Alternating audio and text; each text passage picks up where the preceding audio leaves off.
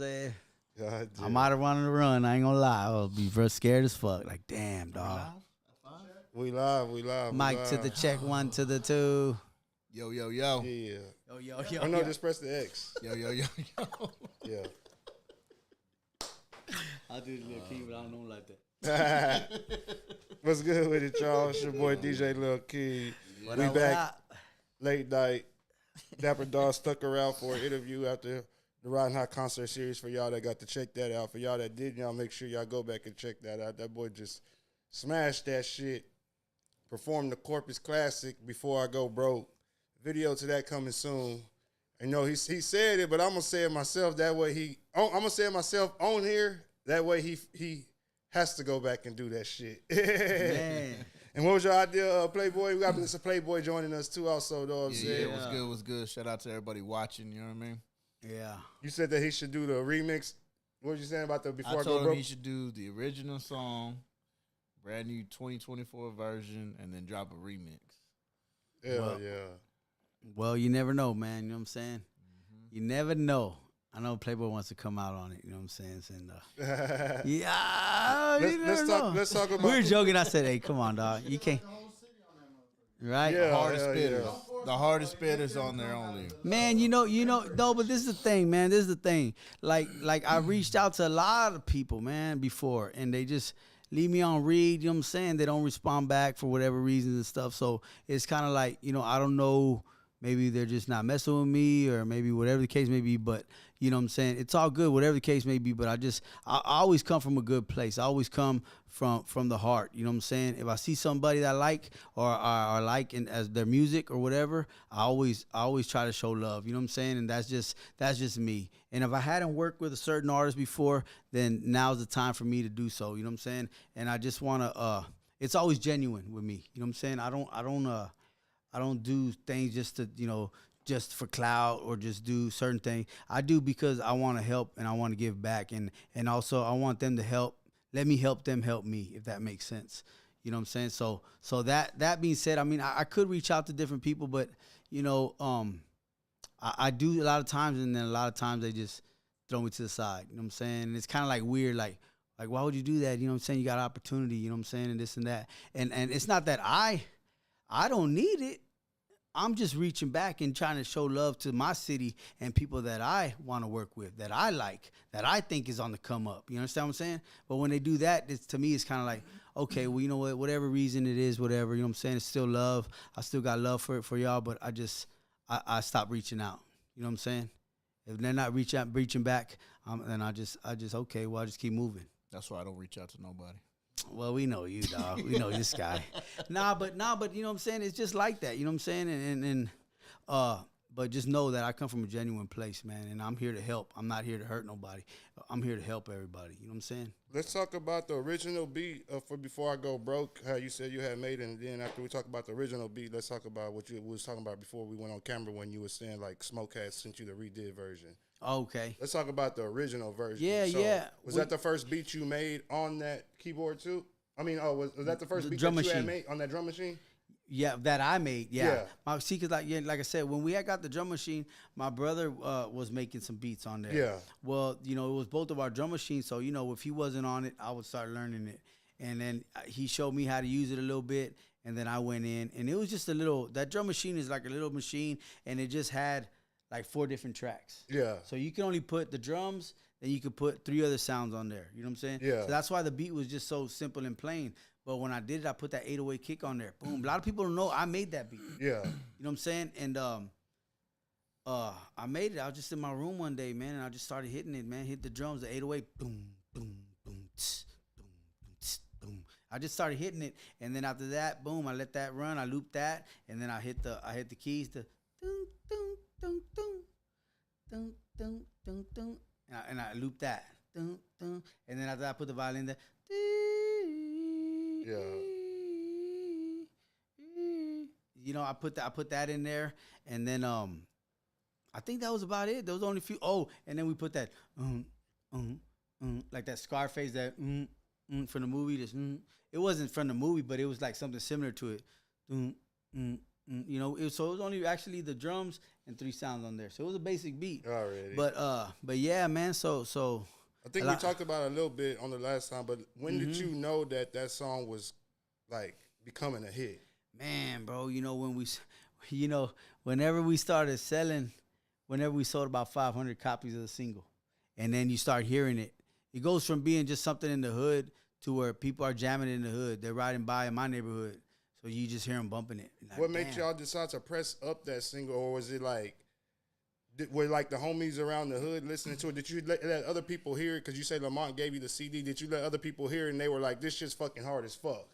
No, what I did was when he gave it to me, he was gonna put out a compilation. But you know what I'm saying? Shouts out to Lamont, like I said. And he came and burned me the master copy. He gave me a copy. He said, hey, you do whatever you want with it. I'm gonna put it on this compilation, but you do whatever you want with it. So I said, well, you know what, shit, I'm gonna press me up some singles and I'm gonna get my name out there. Cause that's the thing. You flood the streets. This is some game for y'all guys. If you flood the streets with the music, then that phone's gonna start ringing. Somebody's gonna call. People are you're gonna catch that buzz. You're gonna create a buzz, but you have to flood the streets with the music. So when it was my time, I said, you know what? We're gonna press up these singles and we're gonna sell them. But there was a keyboard that we wanted, a sound vibration that costed $2,000. So that was our game plan, was to sell enough of these singles at $5 a pop to buy that keyboard. It was like 2,000 something. Yeah. And then that's what we did. But I started hearing it not just in my neighborhood while I'm cruising around in the streets of Corpus. Now I'm hearing it in across on the other side of town. Yeah. So when I'm hearing that, I'm like, whoa, you heard that? This car pulled up and they were bumping my shit. Like, what the hell? So I was like, man, this thing is starting to bubble up. And then from there, it started becoming it bubbled up in the city. And then after that, I took it on the road and we started hitting San Antonio.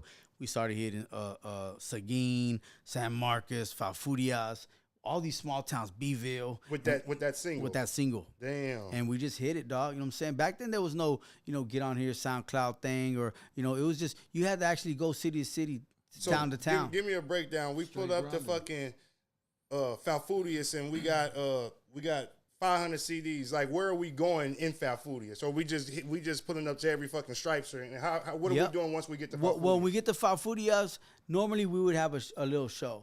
Okay, so y'all like a local show. Bet. And then, but during that time, wherever we stopped, it didn't matter where we stopped. We hopped out the car. Gas station, we'd hop out for that little 10 minutes. Boom, boom. Try to hit a couple licks where we can, and then we jump in the car and we keep it moving. Yeah, you know what I'm saying. So let's say we're going on the road. Let's say we're all hitting. We're going to San Antonio. We're gonna make a stop somewhere. When we make a stop, anywhere we stop between here and San Antonio. Yeah, or wherever. Like we stopped at a store between here and San Antonio. We get out. We start a little 10 minutes. Boom, start hustling our shit. Then let's say we get to San Antonio. We stop at another store. Yeah. Boom, everybody hops out.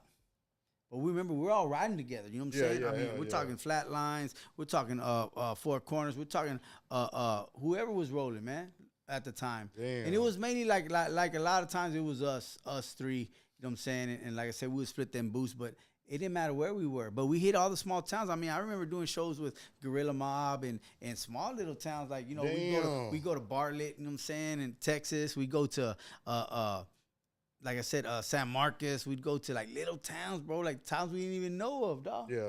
And you know what? It'd be crazy. Like, you know what I'm saying? Like, we'd be doing stuff, and then it's just a trip, man. Everywhere we would go, man, we would post posters up. We went on the flea market tour. And the flea market tour, we're not performing. You understand? If we didn't go out there and put our poster up in these places, they would not know who we were. We didn't perform. I've been to places, bro, where I drive all the way to fucking shit, man. I drive fucking hours, dog, to perform half a song with Flatline. Damn. You know what I'm saying? Yeah. Imagine as a feature. It's not even my show. But that's how hungry we were. That's how driven we were, bro. Because that was the only thing we knew in order to get our music out there. Now you can post it on the internet and stuff like that. But my thing is this: I don't go off of views and likes. That's not me. Yeah, I'm not. This ain't a popularity contest. Now this guy might have 100 likes, 500 likes. Yeah. But he can't sell 10 albums. Yeah, hell yeah. What is the problem with that? Hell yeah. He gets 1 million. He got 100,000 views on his video, but he can't get one show. That doesn't match. It don't add up to me. So my thing is like, we did the groundwork. Facts. And that is the proof in the pudding, and it shows.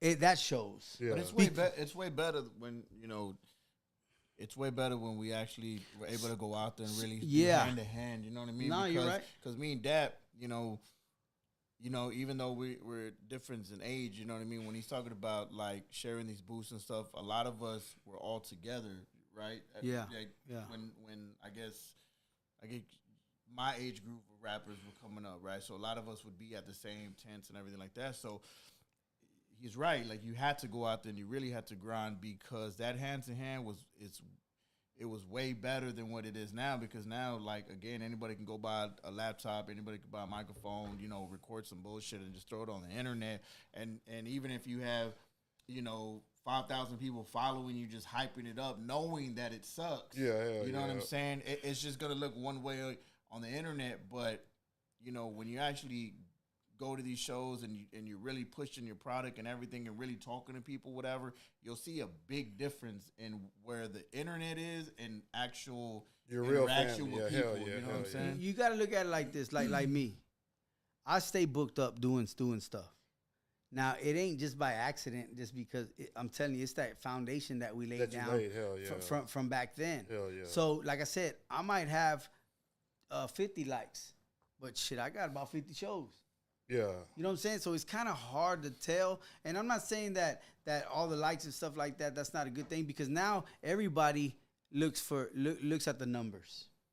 Everybody looks at the numbers. Well, let's see how many views that he's getting, how many followers he got. Let's see how many things. You know what I'm saying? I've heard that from the big artists. You know what I'm saying? Like the big dogs. You know what I'm saying? Well, y'all know who my big homie is. So he tells me the game. And he's like, well, you know, these labels, they're looking for the numbers. But it's kind of weird, you know. But I'm from the old school. Yeah, so I'm from the old school, but I'm just like, well, I don't have the numbers, but I got a fucking fan base. Yeah, so how is it that I stay booking? I mean, where was I at last weekend? I was in Tynan, Texas. I've never been to Tynan, Texas. Damn. Where is Tynan, Texas? It's like 45 minutes from here. But I do these private events. When COVID hit, people fell off. Let's be real.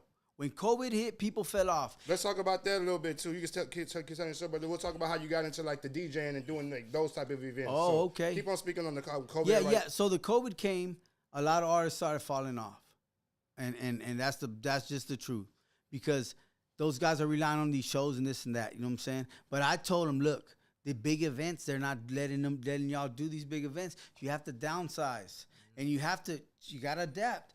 So it's like, okay, well, how are you making it? I said, look, man, the way I'm making it is I'm doing private events. I'm doing personal shows, weddings. I'll do the quinceañeras.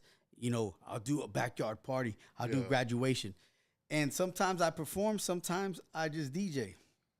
But I'm staying moving. I'm still getting paid. And these guys are like, well, they're waiting for the big shows because they're used to the big shows. And they're not happening. So then you see their money getting low. You know what I'm saying? And not to put anybody out there, but I'm just saying, I had phone calls where people were like, yo, man, you know what I'm saying? In the mix of that, it's like this. You have to change, and you have to find out, you got to have another hustle. And a lot of them didn't. Be able to adapt to stay relevant. And I just so happened to have one, which was that Wrecking Crew, that Demolition Hall and Recycling Service. You know what I'm saying?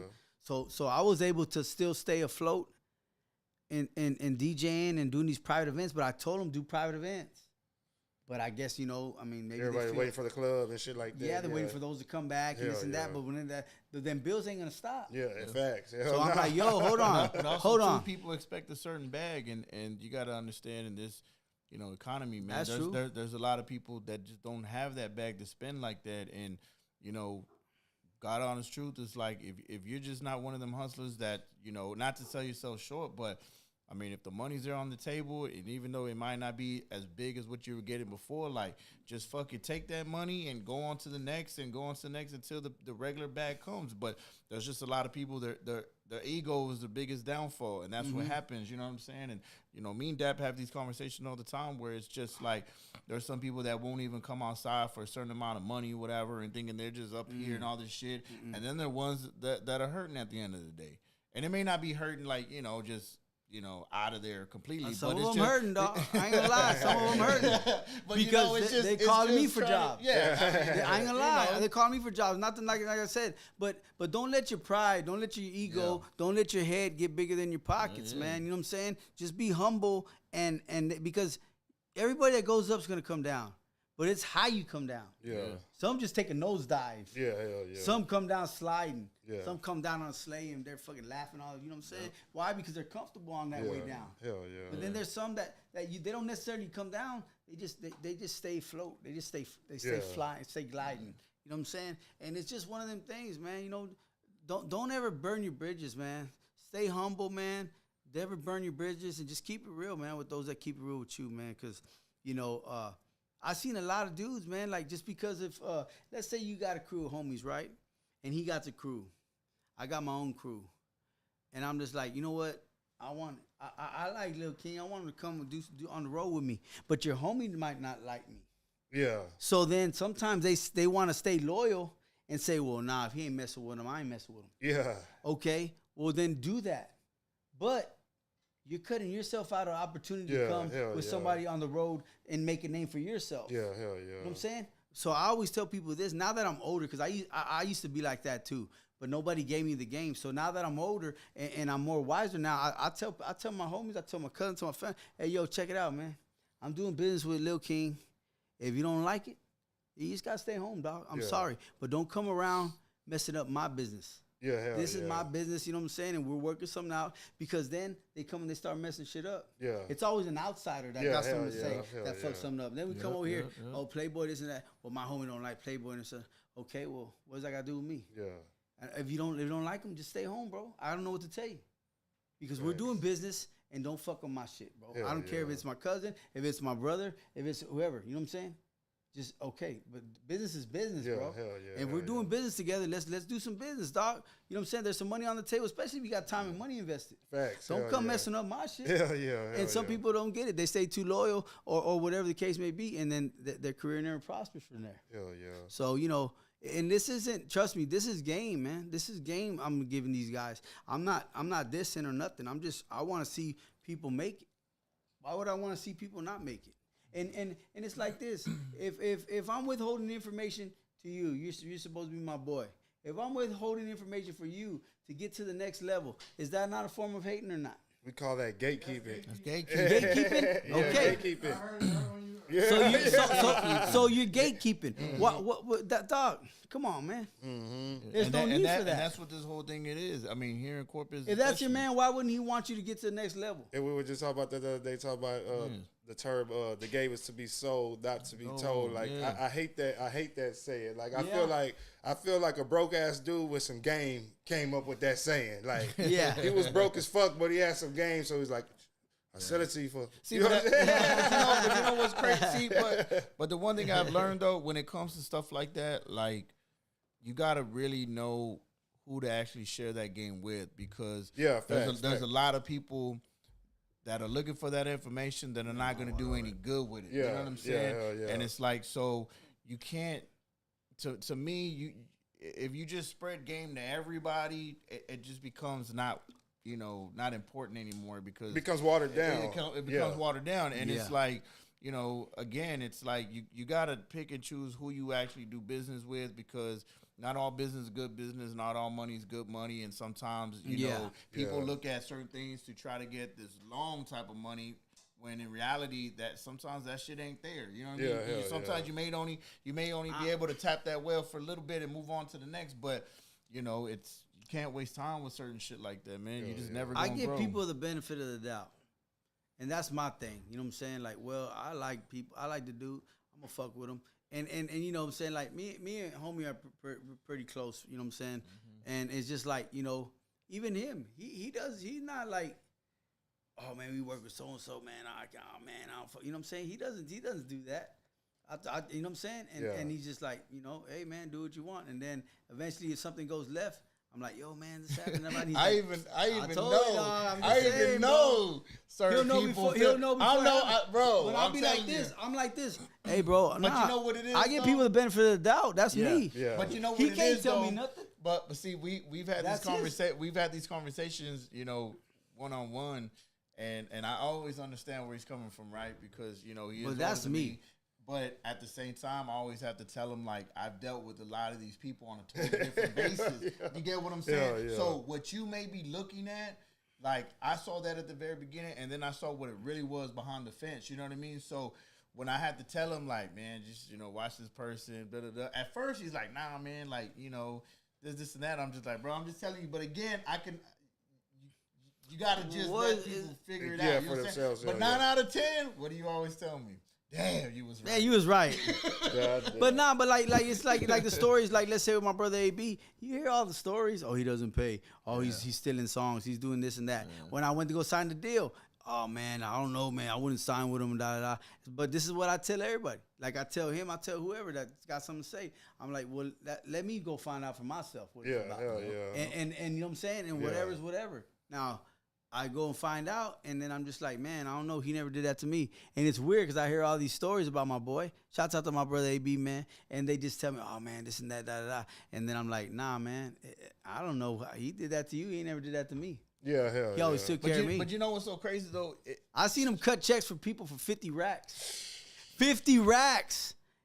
50 racks. And then they're talking bad about the man. I'm like, yo, bro, chill with that. Because when nobody was giving you nothing, you were over here, you're not getting paid nothing, and then all of a sudden he cuts you a nice check, dog. Yeah. How you gonna be ungrateful to that man, dog? Hell yeah. When nobody's messing with you. I mean, he gave you a Jacob and Company watch. Yeah. So I'm forever grateful. But what I'm saying is, I seen him sign guys for 25 G's. I mean, these guys don't have nothing. Yeah. They come over here, they're broke. You know what I'm saying? They don't have no bread. He come and cut the check, dog. He cut the check, put some money in their pocket, like Pac said, put some cash in your pocket, make you a man again. And that's what he did, dog, to a lot of people. Now, it's not his fault they ran through it and blew it. Yeah. I seen them they go buy a chain. Or didn't read the contract properly to know what was supposed to be. No, these are them signing bonuses where you don't got to pay them back. Like the one I got. Yeah. So first thing they do, go to the mall. Yeah. That's what I did.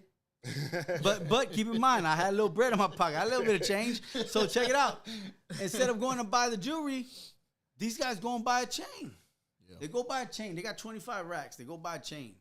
10 racks. And then they go. Then they go buy a vehicle. They don't pay for it cash. They're making payments. Yep.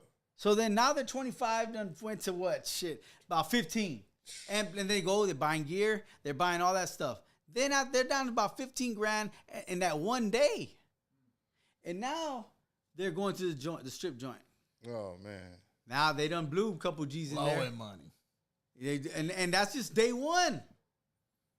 You understand what I'm saying? Yeah. So when they're done with the money, then they're coming back to AB like, yo, what's up? Wait a minute, homie. I just gave you 25 racks. And what the fuck you do got to show for it? You got a silvery chain.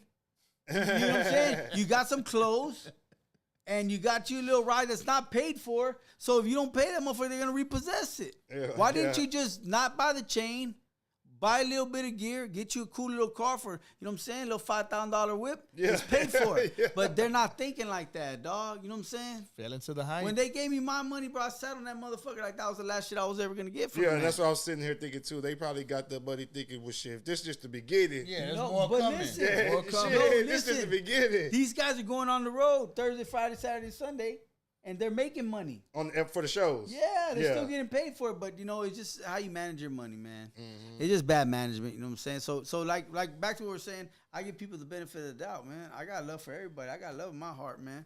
And in the same way people gave back to me, that's what I want to do. You know what I'm saying? Like even when I was messing with DJ Kane, I mean, he didn't have to mess with me. Before we get to DJ Kane, let's talk about at what point did you know that. Okay, not just taking it serious, but at one point I need to take this shit serious with the graphics, with the sound, and all that shit. Well, was that with Lamont and them? Whenever he kind of put you in a professional environment, when you were like, okay, this the bar is set, I can't go no. Yeah, well, no, with the Lamont and them thing, that was just like the quality of my Before I Go Broke, it was okay. It wasn't mixed and mastered. Okay. It wasn't up to that par. When I got to the major leagues, when I felt like the major leagues, when I saw how they were playing, that's what AB and them. Yeah. That's when I said, whoa, hold on, wait a minute. That's at the bar. Yeah, but really one time, I mean, you know, I've had different little altercations and certain things, and like what I was saying off the air, you know, like let's say with Dragon. Yeah, let's talk about that one too. The Dragon, was that the Before I Go Broke single that you were pushing? Yeah, but listen, I say that to say this, because in the mix of that little disagreement we had, I said, well, you ain't gotta play my shit, play somebody local shit, and he said, well, give me something that I could, give me something good that I can play. Let's run it through from the beginning for the people that weren't watching. Man. So you walk into whatever club it was downtown. Man, this guy. Rest in peace, Dragon. Rest in peace, DJ Dragon, man. Yeah. The homie dog. You know what I'm saying? Like that's the top dog. This is the top. The Dragon Tail. This is the top dog, bro. You know what I'm saying? You gotta understand. This is the top dog. And my single, the Before I Go Broke, is buzzing buzzing all through the city. Not just in my neighborhood no more. It's buzzing through the city. So I feel like, oh shit, I'm young and I'm don't say the sound quality ain't really up to par, but to you it's the shit. To me it's the shit. To you it's the shit. To me it's the shit because I'm not, I don't know about mastering, mixing, mastering yet. You know what I'm saying? But obviously this guy's on the radio. He's in the clubs. He knows a good quality. It could be the best song in the world, but if that shit ain't mixed and mastered right, that shit is trash. Yeah. Let's be real. But in my mind, I didn't know nothing about that. I just said, oh man, just mix it the best you can, as long as the sound level, boom, we're going, let's go. Yeah. Same shit, bro. Turn them knobs, dog. Yeah, but check it out, dog. So one day, this is how he heard my shit, and it was, you know what I'm saying? It wasn't mixed and mastered.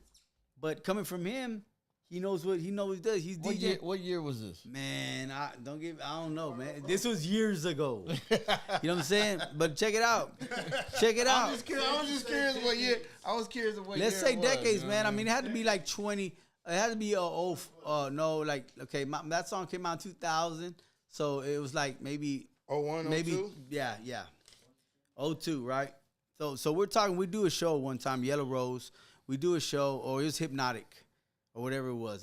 You're still Yellow Rose at that time. So check it. We do a show, and then Dragon was DJing the whole show for all the artists. So I get up there, you know what I'm saying, and he's DJing my shit, and he's like throwing some little scratches in between and throwing the little horns and shit, like and it sounds dope. So I'm like, oh shit, that was tight the way he did my shit. Yeah. So but then again, he did everybody's shit. So I'm like, and to me in my mind, I'm like, he only did my shit. I felt special. So one day, dog, we're over there in I don't know what it was called, Babaruba's or right there on the side of the freeway. Yeah. Club Live. Yeah, what it was called. Yeah, Excess and all that. Yeah. Right there on the side of the freeway. Had to slide in that motherfucker. Slide. Yeah. Yeah. So check it out, dog.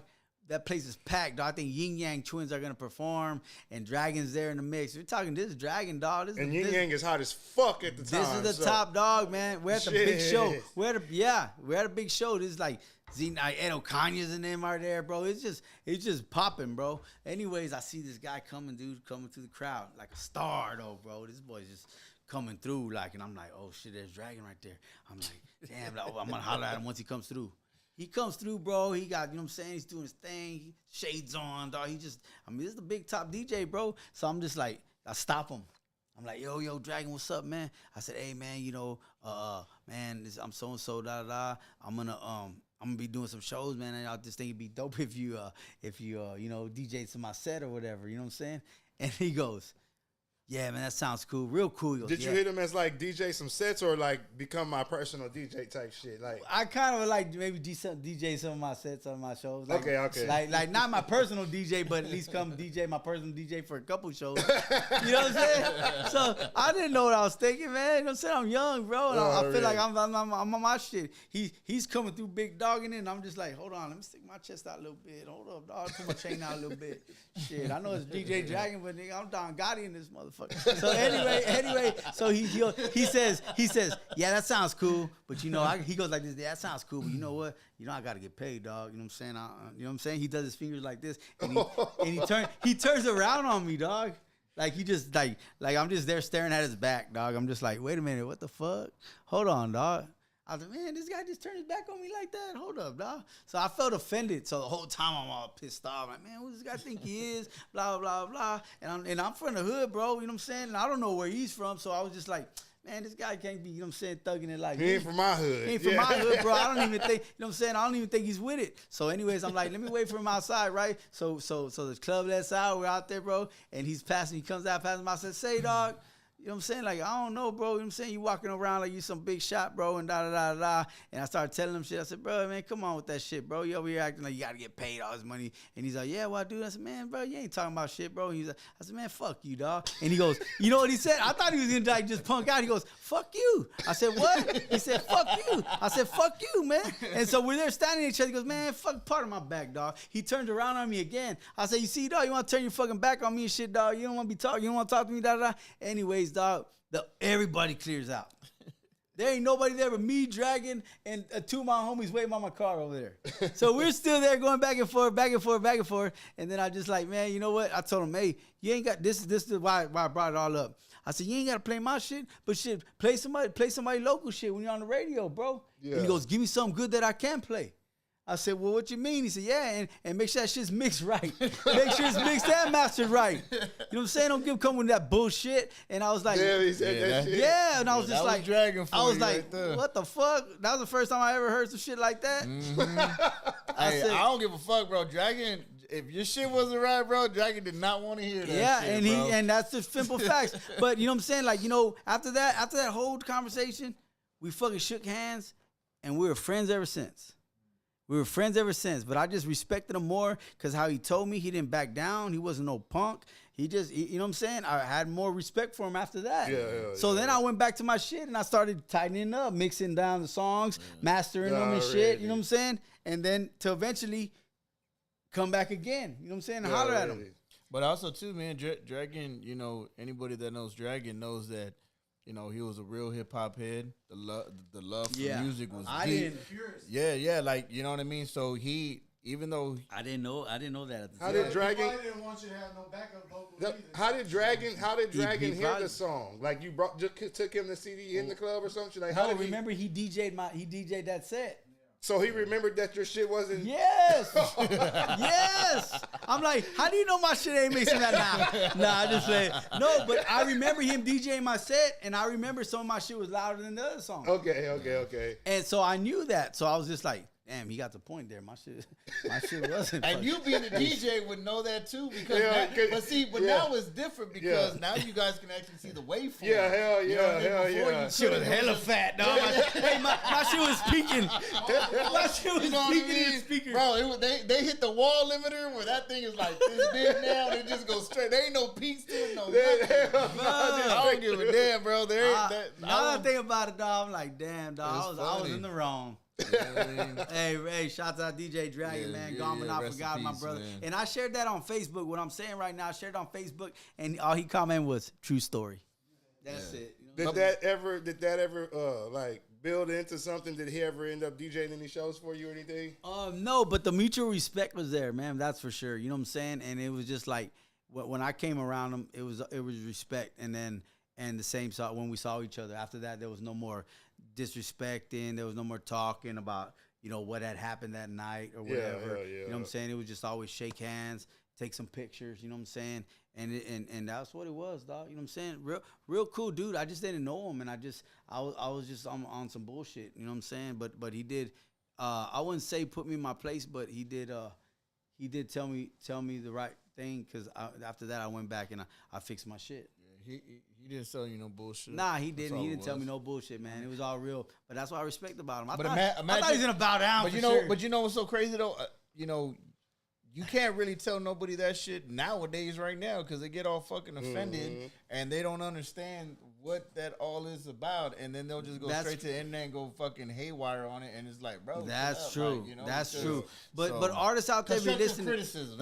Artists, if you're listening out there, if somebody tells you like that. Like they told me. Let's just normalize not being sensitive. No, just take that into consideration. Don't be like, oh, this motherfucker's hating on me and shit and da da da. Yeah. Just take that into consideration and say, you know what, I'm gonna go back to the drawing board and tighten up my shit. Yeah, constructive criticism. Yeah, I told this dude one time that I was a rapper. He goes, oh really? I didn't even have a song or nothing recorded. He goes, well, let me hear something. And I said, well, I don't have nothing. You know what I'm saying? And you know what he said? He said, "Well, you know what, bro? You're not even in the game. Damn. Come back and holler at me when you have something I could hear." Damn. Listen, I could have said, "Man, fuck you," but you know what I did? I stayed quiet, and I you know what I'm saying? I took the advice. I went, I recorded some shit, and now look where I'm at now today. You know what I'm saying? But deep down inside, and I see that guy. No, I didn't. Fuck you too. No, I didn't. To this day, I see him. Shouts out to my boy Jody Lopez, man. That's his name, Jody Lopez and shit. He plays in a group, like a jazz group or a group called Latin Talk, and he told me that. And he'll tell you too. I didn't take it offensive. What made you tell him you were a rapper if you didn't have no music? Because you have been working you have been working in the studio, but you didn't have nothing physical yourself. Because I could freestyle. Yeah, I could freestyle. And we were like playing like we would play beats like remember that Scarface beat with Tupac, that dun, dun, dun, dun, dun, dun, dun, the smile. Yeah. So we would get a microphone and plug it to the radio, and then we would record it, rap, just freestyle. Yeah. So I was freestyling, so I just called myself a rapper. You know what I'm saying? And, I mean, I was on my way to becoming, On the verge. I was on the verge of becoming a rapper. The twinkle. So so I was confident enough to say, "Yeah, I'm a rapper, man. I do rap." And he goes, "Oh, He goes, "Man, you must have been killing them freestyles." Freestyle King. Damn, that's fucked up. Hey, I wasn't killing freestyles. I had about 3 or 4 verses that I'll spit. I'll recycle them verses. Killing them freestyles, be confident enough to be like, "Shit, I'm a rapper." Magno shit. I thought I would get signed with Magno Switch House back in the day. Yeah. I busted a freestyle. Yeah. That was like my opportunity to get signed. So Yeah. Yeah. Man, but I told him, and he just said, "Well, you got something I can hear?" I was like, "Well, no." But the thing is, And he said, "Man, you're so hungry with it, man. That's what man, it is. you're not even in the game." He said, "Well, shout out Jody." Right then. Shit, I couldn't even think after he told me that shit. I just said, "Man, let me take my ass home, dog." Oh, man. You're right. I'm not a rapper. That's almost like the back turn thing, though, to be honest. Yeah, it was, but it was like, I mean, it was a cool slap. You know what I'm saying? I mean, no, I'm telling you, I'm a student of the game, man. I don't take shit to heart. I just know when people are trying to be funny. There's like a difference between being funny and making fun. You know what I'm saying? Joking and making fun. You know what I'm saying? So. Yeah, so some people are like, "Nah, I was just joking." I'm like, "Nah, you weren't joking. You were making fun." You know what I'm saying? Well, that's the same thing. No, it ain't, motherfucker. It's just we caught on. Now I caught on to the bullshit. You know what I'm saying? But you know, but some people will take it to heart, and then that's how it's called creative criticism, man. Don't let somebody ruin your shit or tell you just because they told you that. Like, you know, I've had people come, "Hey, man, I got this beat, man. It's dope, man. It's fire. I hear you on it." And then they send it to me. I'm like, "Man, it's all right, man, but you got something else I can hear?" Yeah. And then I'm like, "Look, don't take it offensive. I have to tell people because I don't want them to take it like that." And you know what? Let's say 5 out of 10 will listen to what I'm saying, and then they'll be like, "Okay," they'll show me another beat. But then the other 5 will be like, "Oh, fuck it." You know what I'm saying? This dude's acting like, you know what I'm saying? Well, I'm sorry. I'm just telling you the truth. Yeah, hell yeah. The way they told me. Yeah, I mean, if you hell can't yeah. take constructive criticism on anything, man, you just ain't gonna make it. I'm not one of those guys that's gonna tell you what you want to hear. I'm gonna tell you what you need to hear. You know what I'm saying? And that's just as real as it gets, man. After like the AB stuff like kind of died down, how did within like investing in yourself and keeping the product like a top notch product and not letting I'm not with AB no more. Now I'm just going to some dude who's doing graphics for fucking $20. You know what I'm saying? How do you go about like keeping everything still on that bar? Because even after the AB shit, which was a long time ago, your product is still up to the products that you put out is still up to the bar. Like the music, the sound, the videos, the graphic work, like it's still up to par as if you were signed to AB or another label type. I'm glad you noticed that, and I'm glad that you throw that out there. But it's like this: I can't go back down. You know what I'm saying? I gotta keep pushing and go higher as much as I can. Everything has to be a certain quality. Everything has to be a certain level. You know what I'm saying? What people don't understand is when I record these songs, I didn't just grab the instrumental. We remade the beat. Yeah. So I pay Smoke to remake that beat. So I paid him. Let's say I got a feature. Let's say this guy's gonna sing on a song. I got a song, the Soulfly remake, and that was from that MB Riders. Remember that? Already. So fly, so cool, baby girl, can I talk? Okay, cool. So I said, you know what, man, I love that joint, and I really would like to bust on that beat. So, anyways, I go to my producer, yo, Smoke, I need you to remake this beat. Okay, boom. He charged me X amount of dollars for that. So I'm like, okay, cool. I'm gonna pay for the beat. Then I gotta go get somebody to sing on it. I could have just sampled the thing, but instead I went and got somebody to sing on it. How much you gonna charge me for that? Oh, I'll charge you $200 to sing on the hook. Okay, cool. Boom. Okay. So now we're in for this much. You know what I'm saying? Now I'm in already almost 2 plus another, let's say another 250. And that's already 450. Before you even Before I even recorded my part. Yeah. Then I go in and I'm like, okay, I'm just gonna take me like, a couple hours to record it. Then, okay, boom, let's say studio costs maybe $40, $50 an hour. Yeah, hell yeah. That's $100 in. Yeah. Then it's mixer and mastering, that's another $100. How much is that total? Already about what, $600-700 bucks? Hell yeah. But now listen, you could tell the difference between $600 recording and a $60 recording, Yeah. or a $100 recording. And I'm not exaggerating. I'm just telling you. That's why you notice that, man, your shit is still top quality shit. Hell yeah. But because I pay, I have no problem paying. But also too, not to cut you off, but it's not just the price difference. It's also the person, The that's actually professionalism. behind the board. You know The what I mean? professionalism of Because again, we say this offline and stuff. You can go to Guitar Center and buy every piece of. I know people that have all sorts of A equipment. lot of people have tried to do it. And don't know what the fuck they're doing. There's people out here that will tell you, "Oh, I can master your song," and they don't even know the basics of mastering. They don't really know the fundamentals of mastering. Yeah. So there's a lot of people that are actually just selling wolf tickets and not really giving the paying customer really what they deserve. So like the quality of stuff is not sometimes how much you pay. It's actually just the person behind that's doing everything. You know what I mean? So, yeah, but if you want to get the good quality stuff, you're gonna have to. you're gonna You're gonna have to for it. pay. Yeah. But because Yeah. it's like this. Look how long Smoke's been in the business. Mm-hmm. Look how many top dogs that this guy works with. Yeah. So you gotta understand. I like I said, I don't care if we were recording in his garage. You know what I'm saying? It doesn't matter where you're recording. It's just him engineering it. Yeah. Yeah, hell yeah. But you know what I'm saying? It's gonna cost. His beat's gonna cost. His time is gonna cost. That feature from that guy, he could be well known, blown up all over Mexico, which he is. Yeah. He's charging me only $200. These guys are crying about me charging them $200 for a verse, or I'm like, bro, I really want $5, but I know don't you really know how you did that with him and from the dude from Mexico. But if it really came down to it, he could have came to town and basically charged you for room and travel too. Yeah. But plus the price of the verse type shit. Yeah, If it really came down to it, shit. Yep. If you really wanted it that bad, shit. But we do that shit with these guys, and it's like, man, I'd rather pay them $200. You guys own studio over there at his crib. These guys are Latin Grammy winners. Already. So you know what I'm saying? So it's like, shit, for $200, that's a player price. Fuck I got yeah. no problem paying that. Hell yeah. So let's pay it. But I make payments, dog. You know what I'm saying? Like, it's like this. And fellas, listen to this, man. We're not throwing it all out there in one shot. You know what I'm saying? First I get the beat. Yeah. Then I wait a little bit. Okay, cool, man. I got the beat. You know what I'm saying? It put a little dent in my pockets or whatever. You know what I'm saying? Because I'm not rich, dog. You know what I'm saying? But I'm not broke. But I know how to manage it, and I know how to spend my chips. Yeah, so I yeah. bought the beat, right? Okay, I sit on the beat for a little bit. Boom. Who can I get on it? Let me write my part to it. You know what I'm saying? I'm not going to go record it yet. Let me just write my part. Boom. Okay, cool. And I see this dude on it. Okay, hey, man. You know what I'm saying? Baba, how much you charging? Boom. Okay, man. I charge 200. Okay, cool. Boom. This is what I need you to do. It's to remake the set of stuff I want to sing on it. So all of a sudden, boom, he comes and sings on it, sends his vocals. Smoke start piecing it up. Okay, cool. Now I'm ready to do my part. And then I go in there. And it's like, okay, we recorded it and knocked it out within the hour time span or 2 hours. And then, okay, just paying for the mix and mastering, blah, blah, blah. There's sometimes, bro, I'll spend my last dollar, dog. Yeah. I'll spend my last dollar, dog.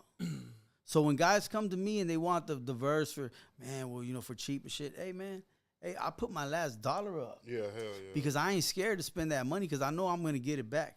You know what I'm saying? But to some, they just won't spend, dog. They don't want to spend. And that's how, you pay, you get what you pay for. Yeah, hell yeah. Exactly. It's hell like yeah. if somebody wants you to screw their album up. I mean, you're just going to just do it for free? Hell no. right? I mean, you'll cut somebody a deal, but you ain't gonna do that. Yeah, hell yeah. Because I know your prices ain't that cheap. You know what I'm saying? Yeah. So you can imagine. I mean, if they want to do a whole album, I mean, depending on how many songs, you can't really say, "Well, I'll do this album for you for 300. I'll screw and chop it for 300." Yeah. Okay, well, man, I got 15 songs. Well, hold on, dog. That's you know what I'm saying. We gotta more time. That's a double disc, dog. I'm gonna need 6, right? Hell yeah. Okay, but then they get mad and say, "Oh man, look, he want to charge me this much, dog. He want to charge me $600, man. Fuck that. I ain't gonna pay." Hey, dog. Well, then go do it yourself. Yeah, it's like what I tell just go change the pitch on your shit. If that's what you think is screwed and chopped. Hey, but it's like I tell people, man, go to Whataburger and tell them folks you'll be back with the money. Or you know, you're going to put this burger on a payment plan. Let's see what they tell you. Go to Walmart, do the same shit. You know what I mean? Like, but, you know, what it is we're just in a game Welcome where to the music business. It's just hectic, man, and it's, you know, we're all in it. You know what I mean? And even though we're doing it in different ways or whatever, we still deal with all that bullshit because there are a lot of people that are trying to come up just like all of us came up at one time. And, you know, I understand that, like, there's a lot of people that feel like we should just hand over the game and shit. But the way I look at it is like nothing was given to me. I know nothing was given to him. You know what I mean? Like, you guys invest in the equipment and the lights and everything like that, and it's all worth. It's all worth. It's all worth something at the end of the day. And all this costs money, dog. And what we're saying too, because you know everything he's saying, I agree with. Because again, we do talk about the show all the time. Is that, and I think I said this before. It's like this whole music thing is a business. Whether you're trying to get to this level, a medium level, a lower level, like it all costs money, and it's like. If you're just gonna be out here trying to brag and boast and trying to look good and buy every little, chain in the mall and all shit and try to, at the end of the day, you're gonna hit that brick wall where it's gonna come down to where you just gotta be real with yourself. If you're spending money just to look good for the video, just to get some fucking likes. Yeah, it's just stupid. How you got not even worried about the monetization part. You just, I want to look good for the video. What my thing is you gotta sound good first. Yeah, you heard the saying. You know what I mean? Like the little diamond chain and all this other bullshit and the Supreme shirt and all, like that's cool, whatever. But if you just suck, you suck, and there's nothing to back that up. You know what I mean? Like there ain't no fashion thing that can help you or jewelry or whatever. So it's like you just gotta come with it, and that's not to knock nobody, but it's just you just can't jump up in the game and act like everybody just owe you something. You know what I mean? And it's like that saying when they say when he says, "Man, what you mean I'll charge you for that?" What's that little meme where he says, "What you mean you're complaining about the price? All you do is rap about fucking making money." Yeah. You know what I'm saying? Like I see dudes coming in with like 3-4 chains on. Yeah, it's like, bro, what you mean, bro? I'm like, dog, you don't even got a C-note in your pocket, my bro. Bro, come on, man. But that's the thing that people fuck up at. There's a difference between a beat maker and a producer. And an engineer. That's where people get shit fucked up. You know what I mean? And that's why, you may hear somebody that can rap his ass off, but they'll go to somebody that don't know what they're doing, and then like their song is not completed. Like that's what you mean by selling wolf tickets. This dude saying he can mix and master your song, but you're paying him to get it mixed and mastered, but this shit's still not on a professional level. It's not what it really should be about. You know what I mean? And I know that because, one of my good friends that, he's a platinum engineer. You know what I mean? This is a person that knows his shit. You know what I'm saying? Shout out to my boy Dylan Eli. But, like, my boy Dylan Eli. Who's that? I just play. I don't want to brag and boast on him. You know what I mean? I'll play. But it's like, it's watching somebody like that knows her shit, that has crafted that stuff, you know what I mean? Because that shit is technical. That's just not a push of a button.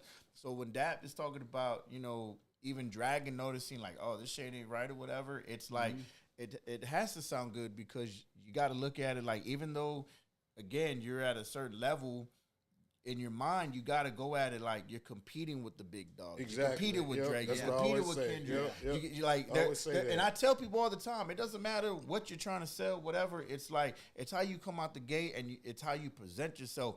But if you're out here just bragging and boasting like you're the shit and everything, and your product don't match, good luck, man, because that shit gonna go downhill super quick. You know what I mean? And again, there ain't nothing that can save you because all you've been doing is having this big old ego trip, and at the end of the day, you'll just lose, and you're gonna lose money. And we're in a business that you're supposed to make money, not lose it. So, you know, that's all that comes about. But I think it's just, you know, a lot of people nowadays, like, they got to look at it for what it is. Like, it's a business. It's about, you know, pushing out quality. And, again, it's asking yourself, if I was on the consumer side, would I buy it? Yeah, you know what I mean? that's what I always say. Because if you wouldn't buy it yourself, you can't. You can't expect somebody to get, like, you just be out there begging, you know what I'm saying? There's some people though, man, that could fucking flip a seat. They could sell fucking water to a fucking well, dog. You know what I'm saying? Yeah, there's some people that could sell some shit. You know what I'm saying? And it's not even, you know, maybe they won't go bump the shit, but they'll still buy it. So it's just it's different. I would think it's different because, like, okay, well, his shit might not be that good quality sounding, but he sells shit out that motherfucker. Yeah, I'm saying. So you know, it's two sides to it, man. But I need. We always have that conversation. But you could find some gems behind the trash. The graphic. Yeah. You know what I mean? Like maybe they didn't match. South by Southwest. But like I always say, South by Southwest is a perfect example. But I always tell them, if the graphic, I always tell Freak, like, if the artwork is shitty, I'm not even going to listen to the product. That's what I always tell Freak. I mean, you know, I'm not going to comment on that. But I mean, it's true, though. No, it is true. At the same time, yeah. We went past, I forgot what fucking track it was, but we went past and the song was fire. Like, it was streaming. Yeah. Nothing like the graphic at all. Like, Oh, and the song like had like a good feature from the dude NFN Quinn from Austin. So I'm sure the dude paid at least $2,000 for the feature, but he got his homeboy to do the graphic on Paint. See, like type shit. Like, and this is the other thing too. And that's what he was just saying. Like, it has to all match up. And let me give you a perfect example. And I won't get I'm not gonna mention no names or anything like that, but what a lot of people fail to realize. I'm not. No, look. Cover has gone hard. No. This ain't even about. That's gotta be. No. Check it. It ain't even about that. What happens is that a lot of these artists that are trying to get features, right? Remember, you're paying for the feature first, then you're paying for that feature to come out in the video, right? And what happens is that a lot of these dudes think that the feature is supposed to do all the promoting. Yep. You get what I'm saying? Yeah. And and it's like, if you're just paying somebody $2,000-$3,000, whatever, just for the name and, you know, whatever, that's cool, whatever, like kudo points. But if you don't actually have the other power to put behind it, to actually promote it and everything like that, all that money is gonna go down the drain. Hell you know what I'm saying? So that $2,000, $3,000 feature that you just paid for was pretty much just for shits and giggles for yourself, for the experience. Right? So just to say, like, I have a song with them, or you know, I was in the studio with them. Yeah, I made a song with my favorite Made a couple rapper. of fucking TikToks. Yeah, that's all you got. That's all you got. But at the same time, it's like that's what wrong, though? Huh? Is that wrong though? If that's what you're doing? No, because you pay for the feature to make. It's like you painting your own picture with whatever you want to be in that picture. Yeah, exactly. But I feel like that picture or not. Yeah. Yeah. I like my picture. Yeah, exactly. But what I'm saying That's is, true. it's like that's what a lot of these artists, you know, they fail to realize, because it's like, when you pay a feature, it's not up to them to promote your song. It's you yourself. So you got to look at it as a whole. Like, This is just this whole game. Yeah. Some people don't care. But again, this whole game is a puzzle, right? Like he said, you come up with your song. You're like, all right, whether you're a producer yourself or you got to hire somebody, whatever. That's one piece, and then you got to record. That's another piece. Mix it, man. That's another piece, and then you just keep going. All right, I got to do a photo shoot. Got to do artwork. Got to put it out there. How am I gonna promote it? Right? Or what am I going to do this? Can I get on a podcast? Like, piece, all pieces, right? And yes. And if one of those pieces just don't connect, then all of it just falls apart. You know what I'm saying? So like me at one point, like I said, even in that before I go broke, I said, man, you think I give a damn? My tape goes gold? Like I don't care about that as long as the mold that hoe gets sold. In other words, like that at the time and that during that time, when I say mold, I'm talking about marijuana. So I said, I don't care about this CD selling or not. It's not gonna make or break me, these albums, bro. I'm making money in the street. I really don't care about this. This is just fucking off. So some people got money. They could pay for that big feature and they don't give a fuck. yeah. But that's to those that like the mentality that I had. But after a while, then you start thinking about it. Well, man, I got to get some of this money back, or either that, or you just they fade out the game because they spend too much money. Yeah, that's what I say. So you spend. Let's just say you spend. Your budget is fucking $2,500 for the whole song, and you let's just say your recording budget's $500. Then you go spend $2,000 for the feature, and now you ain't got no money to pay $100, $150 for a graphic design. You know what I'm saying? So now you just stuck with a song with the feature from this hot artist, and you ain't got no money to do nothing more than that. And that's what I call falling into the hype. That's it's called falling into. And that's what we're saying. So all you do have is those videos of you in the studio with the artist from fucking. You want to put the song out, but you just ain't got the money to put it out the way you want it. By the time you know it, the song's already dead and $2,500. So all you have are those reels and shit like $2,500 is not gonna push a record. Let me tell you, I've had some, man, that I thought, man, that was out the park. And it just, it generated a lot of buzz. Certain stations picked it up, played it, you know what I'm saying, here and there. And they were like, man, I thought that one was going to blow up, man. And it just didn't because you just didn't have the money to promote it, man.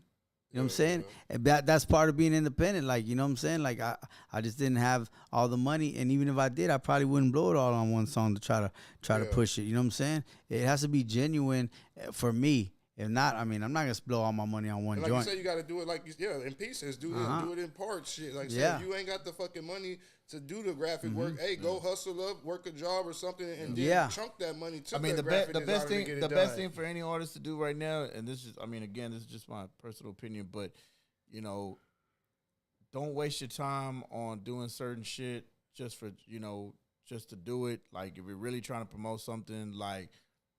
Social media ads are the best thing to get your shit out there. Yeah. But that's even going to cost. You're not going to be able to do nothing by just putting $50 behind an ad or $100. Like you really need to put a couple $100 and really learn like what platforms are really going to hurt you. You know what I mean? Like TikTok right now, TikTok is a little bit expensive when it comes to the advertisement, but in the end, it actually does work if you actually put out something that's worth liking and following. You know what I mean? But again, TikTok gives you the platform that as long as you have over 1,000 followers, you can go live, and it gives you your time to make money. So it's just you got to learn your platforms. You got to be smart, and I think that's where a lot of these artists are lacking. Like just because they create these social media pages doesn't mean they're automatically winning. And there is money out there that all of us can actually make. You know what I mean? But if you just don't know how to work these platforms, you're really just out of the loop, man. And whether you're making $50 a day, $100 a day, or, like some of these people, like a report that I was reading, like she paid half of her mortgage off just being on TikTok. You know what I'm saying? So the money's out there, bro. And it's for every creator, music, clothing or, whatever. But that's what these artists need to do, man, is really just learn these social media platforms to take advantage of it. Fuck the bullshit, ego shit, and trying to just, because a lot of those likes, like, even some of our stuff, we've talked about this before, like, we might put some shit up, it might get like 25 likes, right? But when you look at the impressions, whatever, you got way more impressions. That means people actually looked at the post. They just didn't, they didn't like nothing, they didn't even comment, but you had 1,500 people look at the shit. You know what I'm saying? So there are people paying attention. It's just, again, we're all a victim of that. We may look at something and be like, oh, that's tight, but we never actually hit the like button. We never double tapped or nothing. Yeah. But people are watching. Some people don't like to support other people. They don't. Or they feel like, oh, my homie's gonna say, oh, you're riding his nuts, this and that. You know what I'm saying? and but that's what I'm saying, man.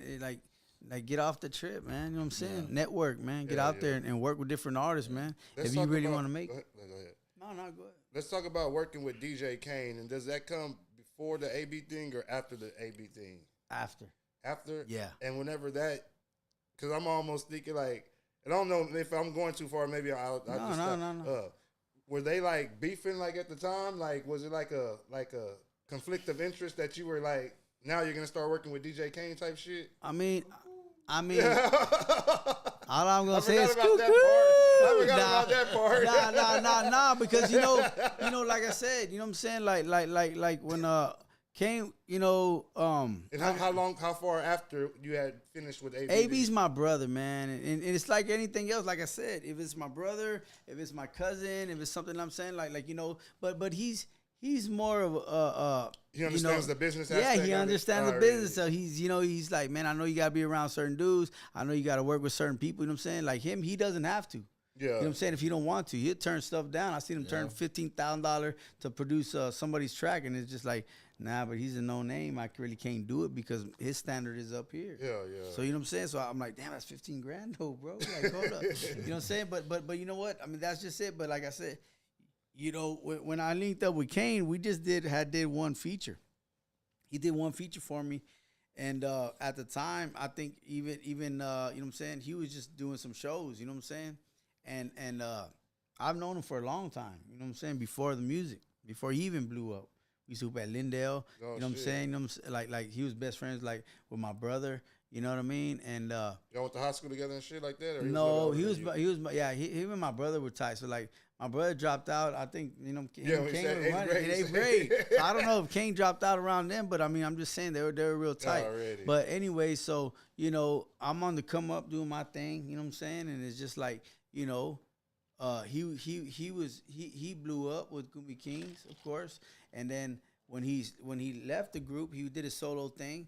But he's one of those guys who still he doesn't forget where he came from. You know what I'm saying? At the end of the day, you know what I'm saying? And not you know so that's where that came from, because he'll still do a song with a big artist, and then he'll come back and do a song with just a local artist. You know what I'm saying? But you know, it's just him being on his grind or whatever the case may be. And then you know, one time when I got him on a feature, after I did one feature with him, I just remember, you know what I'm saying, like we recorded, and then all of a sudden, like, you know, maybe a few days go by, and he'll hit me up like, yo, Dad, what's up, man? Let's get up in the studio again. Damn. Because there's just people that just love to make the music.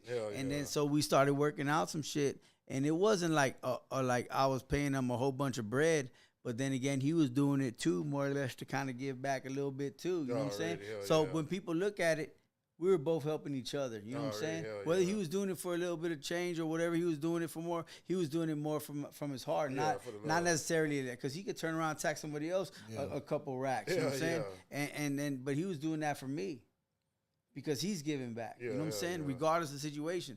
Like where I'm at now, I'm doing stuff for people because I want to work with people and I want to help others the way they help me. Yeah, hell yeah. So that's, you know what I'm saying? So that's what happened. And then it just turned out from one song, we turned into two. It turned into him letting me go on the road with him. And just, there was one time, I mean, there's been a couple of times, like, I would drive, like, just, let's say, certain places, and then, you know, I make it there a little bit late, and then I'm thinking I'm going to perform with him, and I wouldn't perform. Already. You know what I'm saying? It was like, man, okay, cool. But I never took it to heart. I always just like, well, shit, man, fuck, okay. Maybe he just, you know what I'm saying, he didn't think I was going to show up because he was already performing or whatever. But then there was a lot of times where we went to the shows together. Already. But you know what I'm saying? But it's a mutual respect. You know what I'm saying? Like we come through, I would hold him down. You know what I'm saying?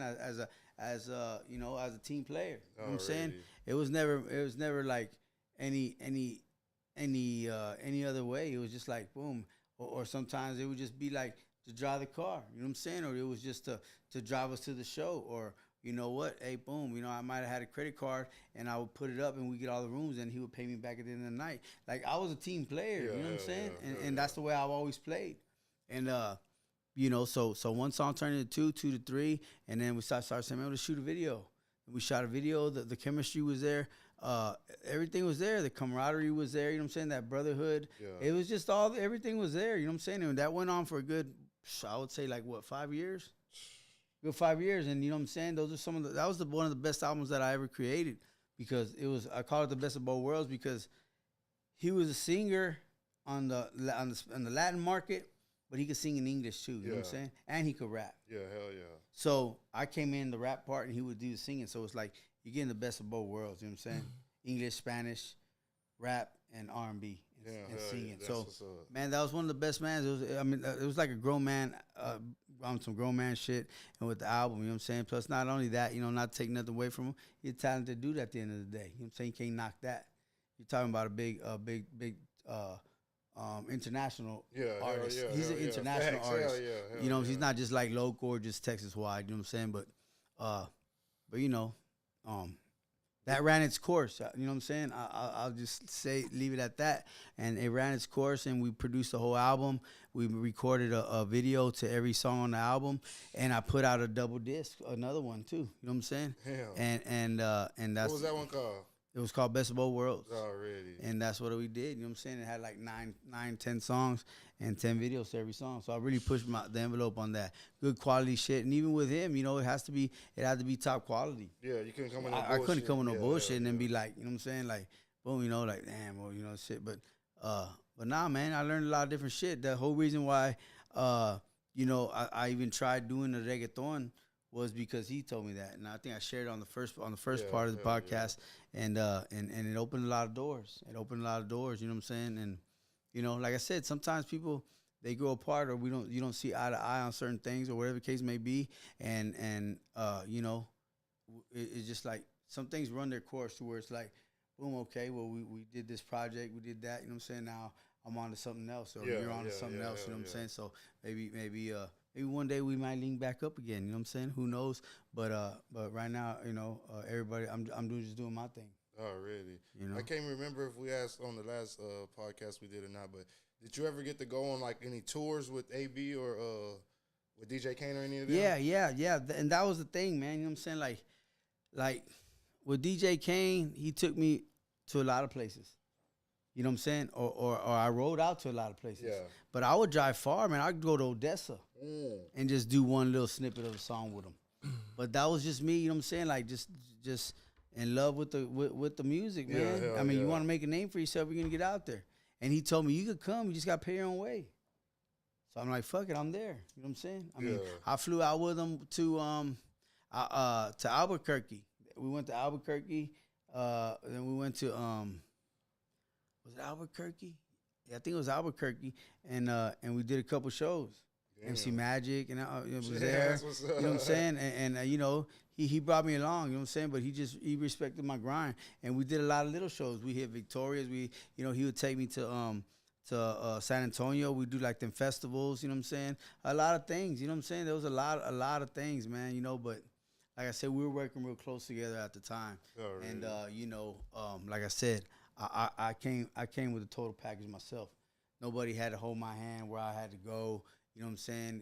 And I'm not like, you know, I would hold shit down. Yeah, hell yeah. You know what I'm saying?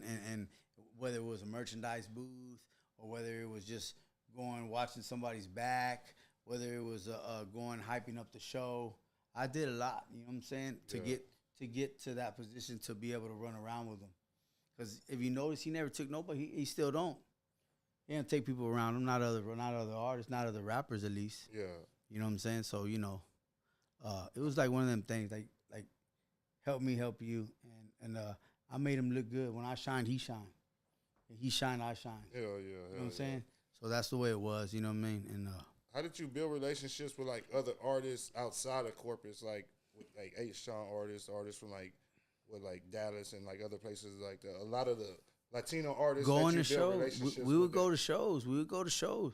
And you just wasn't scared to like network and shit like that? Nah, I mean, you know, they just see you around, and they if they respect your grind enough, they'll fuck with you. They see you in all the shows that they yeah, like shit. You know, but that's the part of the grind. These days, you can't get somebody to even go to fucking Robstown to go fucking promote their shit. But that's the hunger in it. Like I said, I mean, I drive all the way to Odessa to perform one song. So imagine, I'm not even performing at some of these shows. He ain't lying either. And I'm driving with Baby Bash. Baby Bash is riding with me. Yeah. He didn't even have a car at the time. Yeah. You know what I'm saying? Was he still Baby Beach? He was Baby Beach, man. He was walking around San Antonio like smoking on people's joints, like you know what I'm saying? Walking in the crowd and just hitting people's butt. Yeah.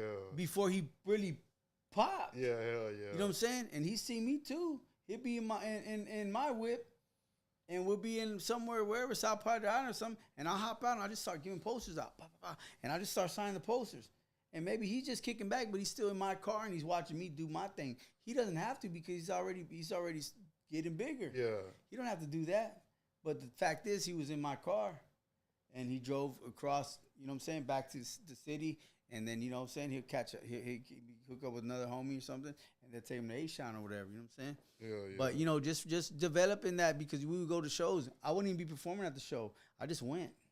And we're just still networking. And I was just pushing my shit out there because I knew there was going to be a lot of the fan base that I was trying to get to through those guys. So I would just show up at the shows, you know what I'm saying?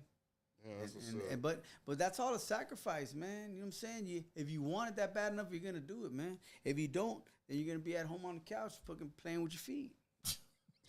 I'm just saying, like, you know, you're not gigging, you don't have no gigs. But like I said, that's the way it was, man, and that's the way it is. And there's a lot of lazy artists. Well, I mean to say lazy artists. They're lazy, man. They think they made it. Oh man, well, I got a song, man. Right now, I got a video, and it got X amount of views. But I made it already. Yeah. Nah, man, it's more to life than just making a song, shooting a video, man. But like I said, all this is game, man. Soak this shit up and apply it to yourself if you're really, really about it, man. You know what I'm saying? If you're really trying to do this shit, because if you're crying over a little couple dollars, man, that you're gonna spend, I mean, you might as well just save your money, man, and do something else, because this shit costs money, man. Hell yeah. Before we get up out of here, I want you to talk about, like you're talking about having other hustles and stuff. Let's talk about the Wrecking Crew thing that you started before we get up out of here. Yeah, man. Well, that all started with when COVID had hit, man. You know what I'm saying? You know, a lot of people don't know like certain things like behind the scenes. You know what I'm saying? Like, what makes you want to get even into that? Really, man, I can honestly say without getting too much into detail, but I was even at a point where I was just like, man, what am I gonna do with myself? You know what I'm saying? Yeah, I'm making some money, you know, on the weekends doing this music thing and this and that, but it's just not enough. Yeah. Not enough for me anyways, you know what I'm saying? And, you know, so I retired from the streets, you know what I'm saying? I got a little bit of change saved up, and I'm like, man, I got to do something. I have to invest into something else, you know what I'm saying? So, you know, that's when I still had the store at the time. I still had the Hustlers Avenue, the store. I took my advance that I got, my first deal, and I invested into that store at the Trade Center, Hustlers Avenue. Yeah. And I had that for like about 15 years. Then once that the COVID hit and shit started shutting down, I still had my spot, but I was hardly even there prior to the COVID because it served its purpose. I ended up making a name for myself to the point where I was getting booked on the weekend, so I had no time to be there at the Trade Center. Yeah, hell yeah. People say, well, you should get somebody to run it for you and this and that. But the fact is this, I wasn't making no real money till I hit the road with all that shit. That's why I got into them car shows, because I started making that money. Yeah, hell yeah. When Down South Grills split up, yeah, there was a point, remember I was telling you about those grills, right? Yeah. They split up. So when they split up, that lane was open. I jumped in that lane. So all that bread that they were making, they split up and went their separate ways. They weren't doing those shows no more. I jumped right in there because remember I was in there already. Yeah. Selling my CDs on Yeah. I couldn't take my product. Yeah. Once I was able to take my product, boom, I'm talking about 3,000, 4,000, 5. Ask Havo. Havo knows. Havo G. Ask everybody else around me. Ask a lot of people. That's when I really started flying. That's when the money was just coming in. And this hustle was hitting and this hustle was hitting and boom. You know what I'm saying? But like I said, I invested my money into certain things. I started buying speakers, equipment so I could throw my own shows. Yeah. Then one time I gave this guy a show. He charged somebody like $2,000 to do a quinceañera. He didn't even tell me thank you for getting it for him. And he didn't, you know, he could have slid me $50. He could have slid me $100. Yeah. For $2,000, he could have did something like that. They gave him a down payment. But he didn't. He didn't even tell me thank you. So when he didn't say thank you, then I told myself, you know what, man? I got the equipment, bro. I'm never turning down. I'm never giving nobody a gig again. I'm gonna just DJ them motherfucker myself. Yeah. So that's why I started getting into DJing. So I started really making money off of that. They used to call me the gig snatcher because I was snatching gigs left and right. I'm not lying. To this day, I still DJ. So I started doing that, but that was on the weekends, right? The shop started getting closed. That COVID shit hit, and then I was in like a crossroad. Like, man, what am I gonna do with myself? You know what I'm saying? People don't know behind the scenes, though, not to get too much personal, but I had a time in my life where I was battling depression. You know what I'm saying? Oh, really? And that right there is what, you know, it was my spiral kind of downward in the behind the scenes. Yeah. I talk about it now, you know what I'm saying, because there's a lot of people that are dealing with that and going through that. So if they hear my story, you know what I'm saying, maybe they could say, well, damn, if he made it. But I know how it is. I know why people cross over to that other side, you know what I'm saying, because they feel they might be going through depression, and don't matter all the good stuff that I did. I was on my top, but I really felt like I was right here, behind the scenes. You know what I'm saying? But nobody knows that because I don't really share that. But I'm sharing it right now, and I'm not tripping because I'm not there no more. I dug myself out of that. But in the midst of that, I just remember one day I was depressed at the crib, man, and I wouldn't leave till the nighttime. But one day, man, it was like for a long time, bro. You know what I'm saying? Like, man, let's say like a whole year straight, bro. And that's tough, man. So one day I was at the crib. God picked me up. I say this is what happened. This is how I started Wrecking Crew. God picked me up one day and took me into Lowe's. Why I got up in there and I went up in there, I really don't know. My chips were low. I really didn't, you know what I'm saying? I applied for a credit card. I applied for a credit card. They gave me like $12,000 on the card. And I said, well, you know what? Fuck.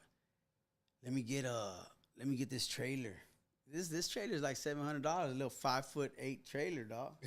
Bro, I'm spending money on shit. Like, what the fuck am I buying that for? I have no idea. I don't cut grass. I don't do none of this shit. I don't even own any tools. Yeah. But I was so down, dog, that for some reason he lifted me up and took me in there. I bought the trailer. I bought a lawnmower. I bought a blower, a pole saw, and a weed eater. And next thing you know, I took it to my crib. That shit sat there for like 2 more months. I was still down. I was still going through the depressed thing and shit.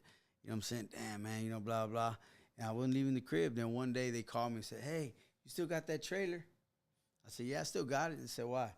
No, because I had a party in my house and they came, but, you know, I could only put so much in my trash can. So the dump, they didn't take it. The trash man didn't take it, right? So she said, so I need to get up out of here, just like beer bottles and shit like that, trash. So I said, okay, I'll go over there. So I got to hitch my little trailer. I went over there, and she had about probably like 8 bags. And they were just right there on the side and in front of her yard. I went and picked up all the fucking 8 bags or whatever, threw them in the car. It took me about 15 minutes, dog. She gave me $80. So once she gave me the $80, boom, the light bulb went off in my head. I said, oh, shit, $80 for 15 minutes? Hold on, dog. You know what I'm saying? This shit is legal money. Yeah, hell yeah. I can do this shit all day. I ain't tripping. And then that's when I started really getting into it. And I started saying, man, I can make some money off it. This is what God wants me to do. And it got me up out of that bed. It got me out of the depressed state. I started moving around.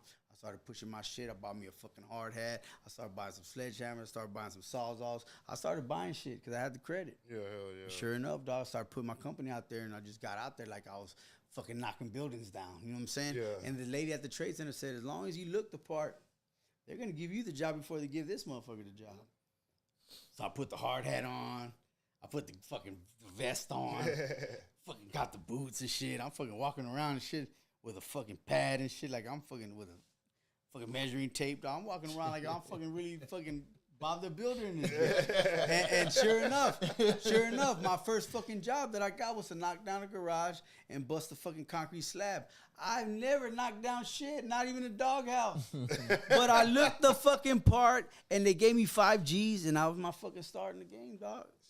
I didn't look back. Fucking 4 trailers later, you know what I'm saying? Fucking tools. I don't even got shit. I give shit away. I got so much shit now. I mean, you know, the business just took off. You know what I'm saying? But you know, I started from the ground. Like we go back, you know, like this foundation is. You have to start from the bottom on up. You can't start up at the top. And you can't be scared either, man. That's the thing. You can have all the money in the world to buy the tools, but you still got to go get the jobs. Yeah, hell yeah. So I tell people, man, you can buy the trailer, you can buy everything that I got, but you still have to go out there and get those jobs, and that's another part of it that people don't know. Yep. You know what I'm saying? And it's just like that, man. And it's a free country, but I tell people this: each person's blessings ain't the same, if that makes sense, because.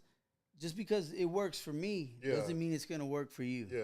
I've seen people think, "Oh man, he got a store, he's successful. I'm gonna give me one." They spend all this money in it, and they just they blow all their money, and they come down and their shop closes. I've seen that some dude he locked up now, but whenever we had the plug in the trade center, some dude came down here from Houston. Peep game with our shit. Not even a month after we were open, he had a store that was open, basically trying to sell the same shit that we were selling, and shit just didn't pop off. It didn't pop off, and you know, I mean, it's a free country. People could try it, you know, but sometimes it does work out for people. Sometimes it does, you know. Sometimes it don't. Sometimes somebody could take it further. You know what I'm saying? Like you know, I'm not saying that I'm not happy with what I'm doing, but it's like when they tell you in school, when you're a kid, you remember the teacher always said, you could be whatever you want to be. Yeah. You could be the president. You could do this and that. They should have never told me that shit because now I think I could be every motherfucking thing. You know what I'm saying? I could rap. I could fucking not do some demo shit. I could DJ. I could fucking motherfucking recycle some shit. I could fucking you know what I'm saying? I could rap. I'm doing everything under the sun. Yeah, but you know what I'm saying? Now I'm gonna try to get this CDL license and try to get my shit rolling on another business. I might buy me an 18-wheeler. You know what I'm saying? That's the first time I ever said some shit. That's behind the scenes. You know what I'm saying? But I'm just sharing stuff because don't get stuck on one thing, man. Don't feel like, yeah, you could do anything you want to do. You know what I'm saying? You could be whatever you want to be. But just make sure it's positive and make sure that it's meant for you, or you have it in your heart to do it. Don't just do it because you see somebody else successful. Yeah, because your chances are you might not make it. Yeah, you might not make it. But if you do, more power to you. And if I inspire and motivate the next person, even if it's one person, then my job's done. If I help somebody that was battling, by me saying that depression thing, I'm not there no more. You know what I'm saying? And thank God. But when I was, it was tough. And if by me sharing that and people could see, like, man, I can't believe he went through that shit. If he could go through, there's people going through that won't admit it, that they're going through it right now. But if I can make it through, then you can make it through. I'm no better than nobody else. I'm not bigger or better or more this and that. I'm just like everybody else. We're all human. We're all the same. I fall victim to the same old shit. But I never kick people when they're down. You know what I'm saying? Even if I want to, I'll be like, man, you know what, homie's having a hard time. You know what I'm saying? And now that I've been getting closer to God and shit, you know what I'm saying? It's just I'm trying to help people, not bash people these days. You know what I'm saying? Sure. The old me would have been like, man, fuck that dude. I don't care if he's down or not. I'm gonna keep stomping on him. It would have been a Facebook post already. Yeah, yeah, and I'm guilty of it too. But as I get older, you get wiser. Yeah. So don't be afraid to get old, man. Yeah. So Havo G says the ultimate celebrity hustler. Man, let's talk about Havo G a little bit because we're really trying to connect all this shit together. Yeah. Havo. So let's talk about your relationship with Havo G. How you first meet Havo G. Havo G, man. You know what? Havo G gave me a shot when nobody gave me a shot. He would interview me, bro, like if I was the hottest thing coming out. I barely had one album out. Really? But that's Havo, man. You know what I'm saying? That's Havo. Yeah. Havo caught me in McCall's one night. I don't know if he's watching, he knows what I'm talking about. He caught me in McCall's one night, and he introduced me to, I think it's his wife or whatever. And he goes, "Oh, this is Mr. Playboy, all this stuff, right?" And then, you know, we chopping it up for a couple seconds, and right when I was about to walk off, he goes, "Hey, you know what, man? Let's go outside real quick and do this interview." And I was like, interview? And he goes, yeah, real quick in the parking lot. So there we go outside McCall's. He busted out his phone, and he's like, "This is Havo G." Then like just goes into the whole bit. And, you know, we did our little thing. Hey, but you know, shouts out to Havo. You know what I mean? Because Havo is just like, if he sees that opportunity, he's gonna take it. He gonna run with it. He gonna make something out of it. But that just shows you like the people. He believes in a lot of people. Yeah, man. He believes in a lot of people. You know, he'll what I'm saying? believe in you when you're just starting out and give you that that fucking, you know, make you believe in yourself. Man. And really, man, he was doing had his own little like a talk show they were filming, and I just remember, like, you know, during that show, I think he just came and we had a video camera. I think we were filming some shit, and he would just came and just started interviewing. You know what I'm saying? He would, you know, but that's what he does. You know what I'm saying? And he would just come and interview and just talk to me like if I was like this big star already, dog. And why he did that, I don't really know, but he would just see it, and he could see it in people, and he'll go over there and he'll start talking and interviewing you because he believes that you are a big star. Regardless if nobody does believe in you, he does, and he's genuine. He ain't doing that shit to score no points or to do, you know, because they're paying him to do it. He's doing that shit because that's what he really, really believes in. Yeah. You know what I'm saying? And when I was nobody. Fast forward to this day, I mean, that's one of my brothers, dog. And I mean, I learned a lot from Havo, man. He came on the road with me and he showed me different things. I mean, he's a hustler, bro. He'll go on the back of your t-shirt and be like, "What size you wear?" Oh, that's large. I got something for you. He ain't lying. That's Havo, dog. That's Havo. But every show that he had after that, when he had any platform, he always invited me. Yeah. He always would invite me. You know what I'm saying? To the point where we hooked up and we did this shit right here, man. This is a classic right here. This is a classic, man. You know what I'm saying? You can't take that. You can't deny that. You know what I'm saying? And it wasn't about the money. It was just the brotherhood. You know what I'm saying? There's a lot of wisdom he's giving me, man. A lot of things that, I mean, I look up to him in a lot of ways. You know, he'll come through with some positive shit when I'll be on a negative, bro. Already. Straight up, man. And he'll do that for not just me. I'm sure he does that for other people, but you know, to me, he really motivated and inspired me in a lot of ways, man, to make this movie. I mean, just watching him, you know, from hosting. I mean, shit. I think Hobble needs to be interviewed too. You know what I'm saying? Yeah, he's always doing it. He's always doing the interviewing. Yeah. You know what I'm saying? Interview him, and he'll tell you his story. Two mics at the same time. He'll tell you his story. And you know what? There's a lot of things that I don't know. You know how Hobble got his start. You know what I'm saying, or whatever. Yeah. Man, Yeah. hey, he was managing. Yeah, that's what Daddy Creed and tell us that he was managing them like in the 80s. And Yeah, shit like yeah. that, So early Hobble, 90s. man, shouts out to Hobble, man. You know what I'm saying? My brother, man. I love you, man, and I'm glad you're tuned in. And he's still doing his thing to this day, man. And people that, you know what I'm saying? Like, there's gonna be another youngster coming up, and he's gonna believe in him, and he'll give him a shot. Yeah. All his little TV shows and the things that he had, these platforms, he always invited me to. I want you to be a special guest on my thing. Damn. And I'll be like, damn, for real? He's like, yeah, man, for real. Boom, boom. And we've gone all over the place, bro. We've gone all over the place, hitting car shows. And he'll come out, he'll bring me out on stage. You know what I'm saying? Just when we be out there. This is Hobble G, dog. This is fucking, to me, it's a Corpus legend, man. Yeah, for damn Shouts sure. out to Hobble, man. I mean, we made this movie, man. We started filming some shit for part 2. He's a good actor. He called me and would tell me, hey, man, they're filming this movie. You want to come out in this movie? And I'm like, man, what the fuck? Where they at? Yeah, they're filming the movie. It had to be a good show when my girl calls in the middle of it. So shouts out to my girl. But anyways, Hobble was like, man, they're making this movie. They're making this movie, right? And then I said, what is it about? He said, man, I don't know. Go over there and go find us. We went out there, dog. We were playing like some ninjas. We got some T-shirts. They wrapped them around our head. And it was like an action movie. And then all of a sudden, like, we go up there. We start running. And then, like, they're fucking shooting this gun. And supposedly, in the movie, we're going to disintegrate. When they shoot us, we fucking, like disintegrate. Yeah. It was weird, like a sci-fi fucking action movie. Yeah. So we go over there and I'm fucking playing extra. You don't even know it's me because they fucking covered my face. But just the fact that I went over there and did it, it just made it all, you know what I'm saying? It made it fucking dope. It made it dope. Yeah. So you know what I'm saying? The next thing you know, hey, we're shooting a video, man. We need some guy to play a war hero.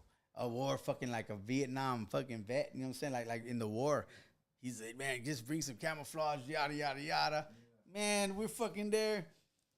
Fucking, there's a video, bro. You can see me acting in there.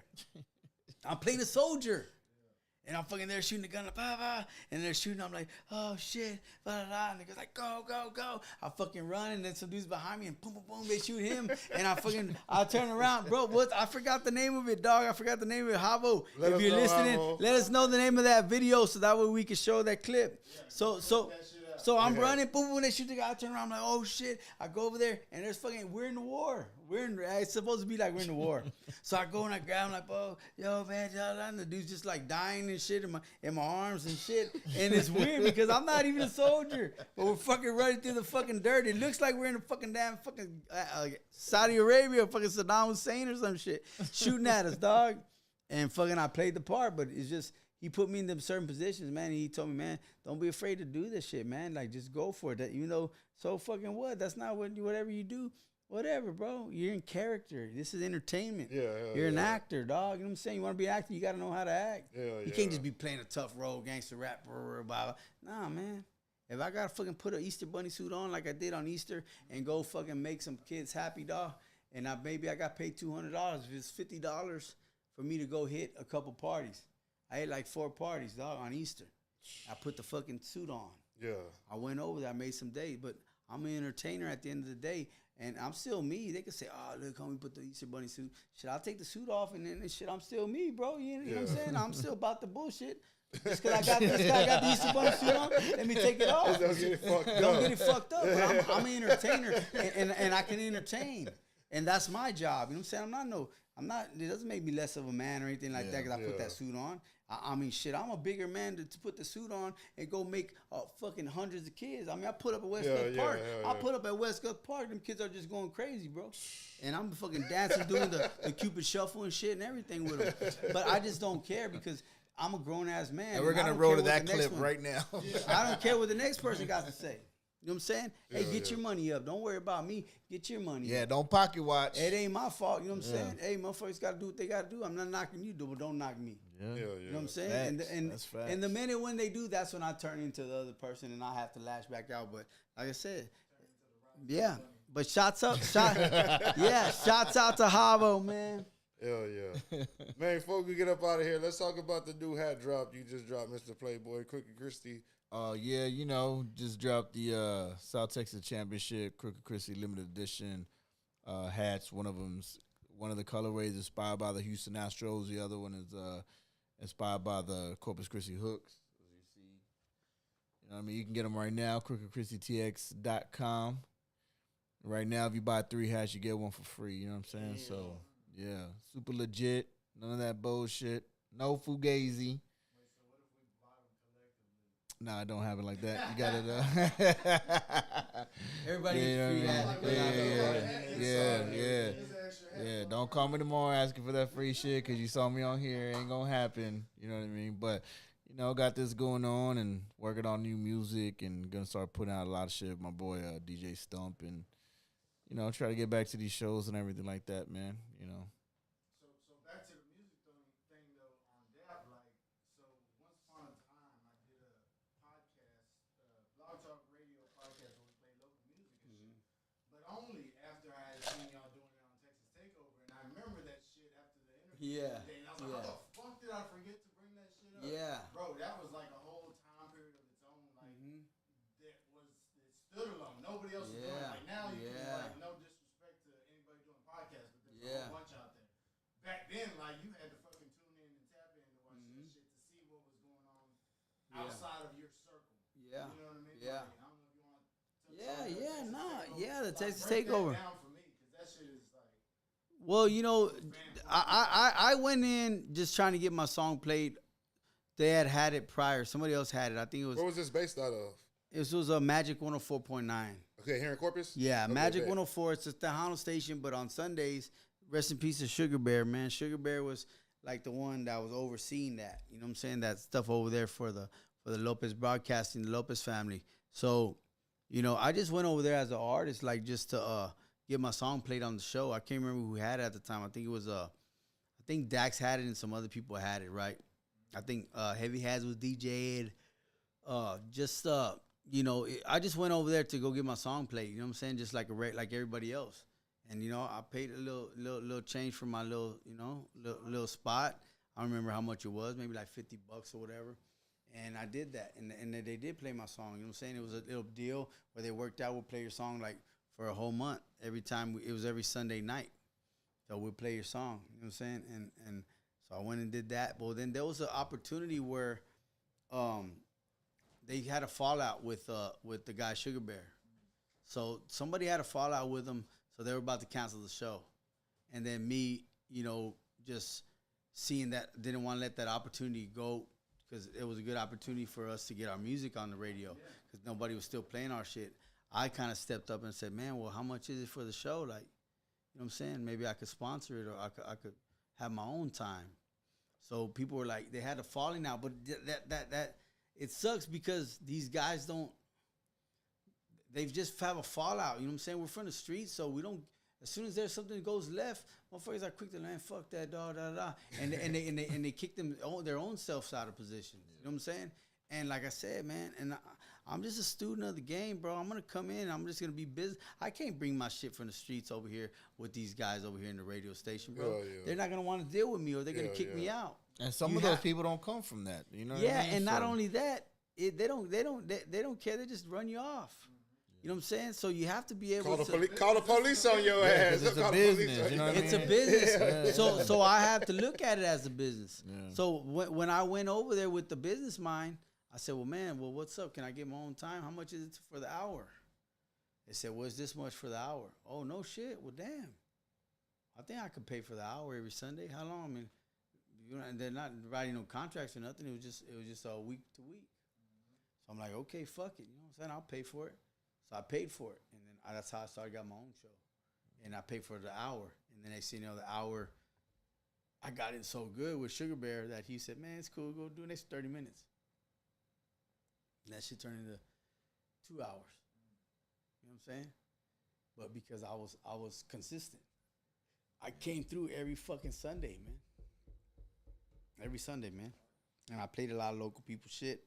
I did it enough to where I had my own award show, the Texas Takeover. That's what I wanted to go to. The Texas Takeover. Yeah, hell yeah. Texas Takeover. But you got a lot of shit award thrown show. at them for it too. Yeah, let's talk about that because that's where I wanted to go into. Yeah, so I just felt like, a lot of people that came out on the show, I wanted to just to have something for us. You know what I'm saying?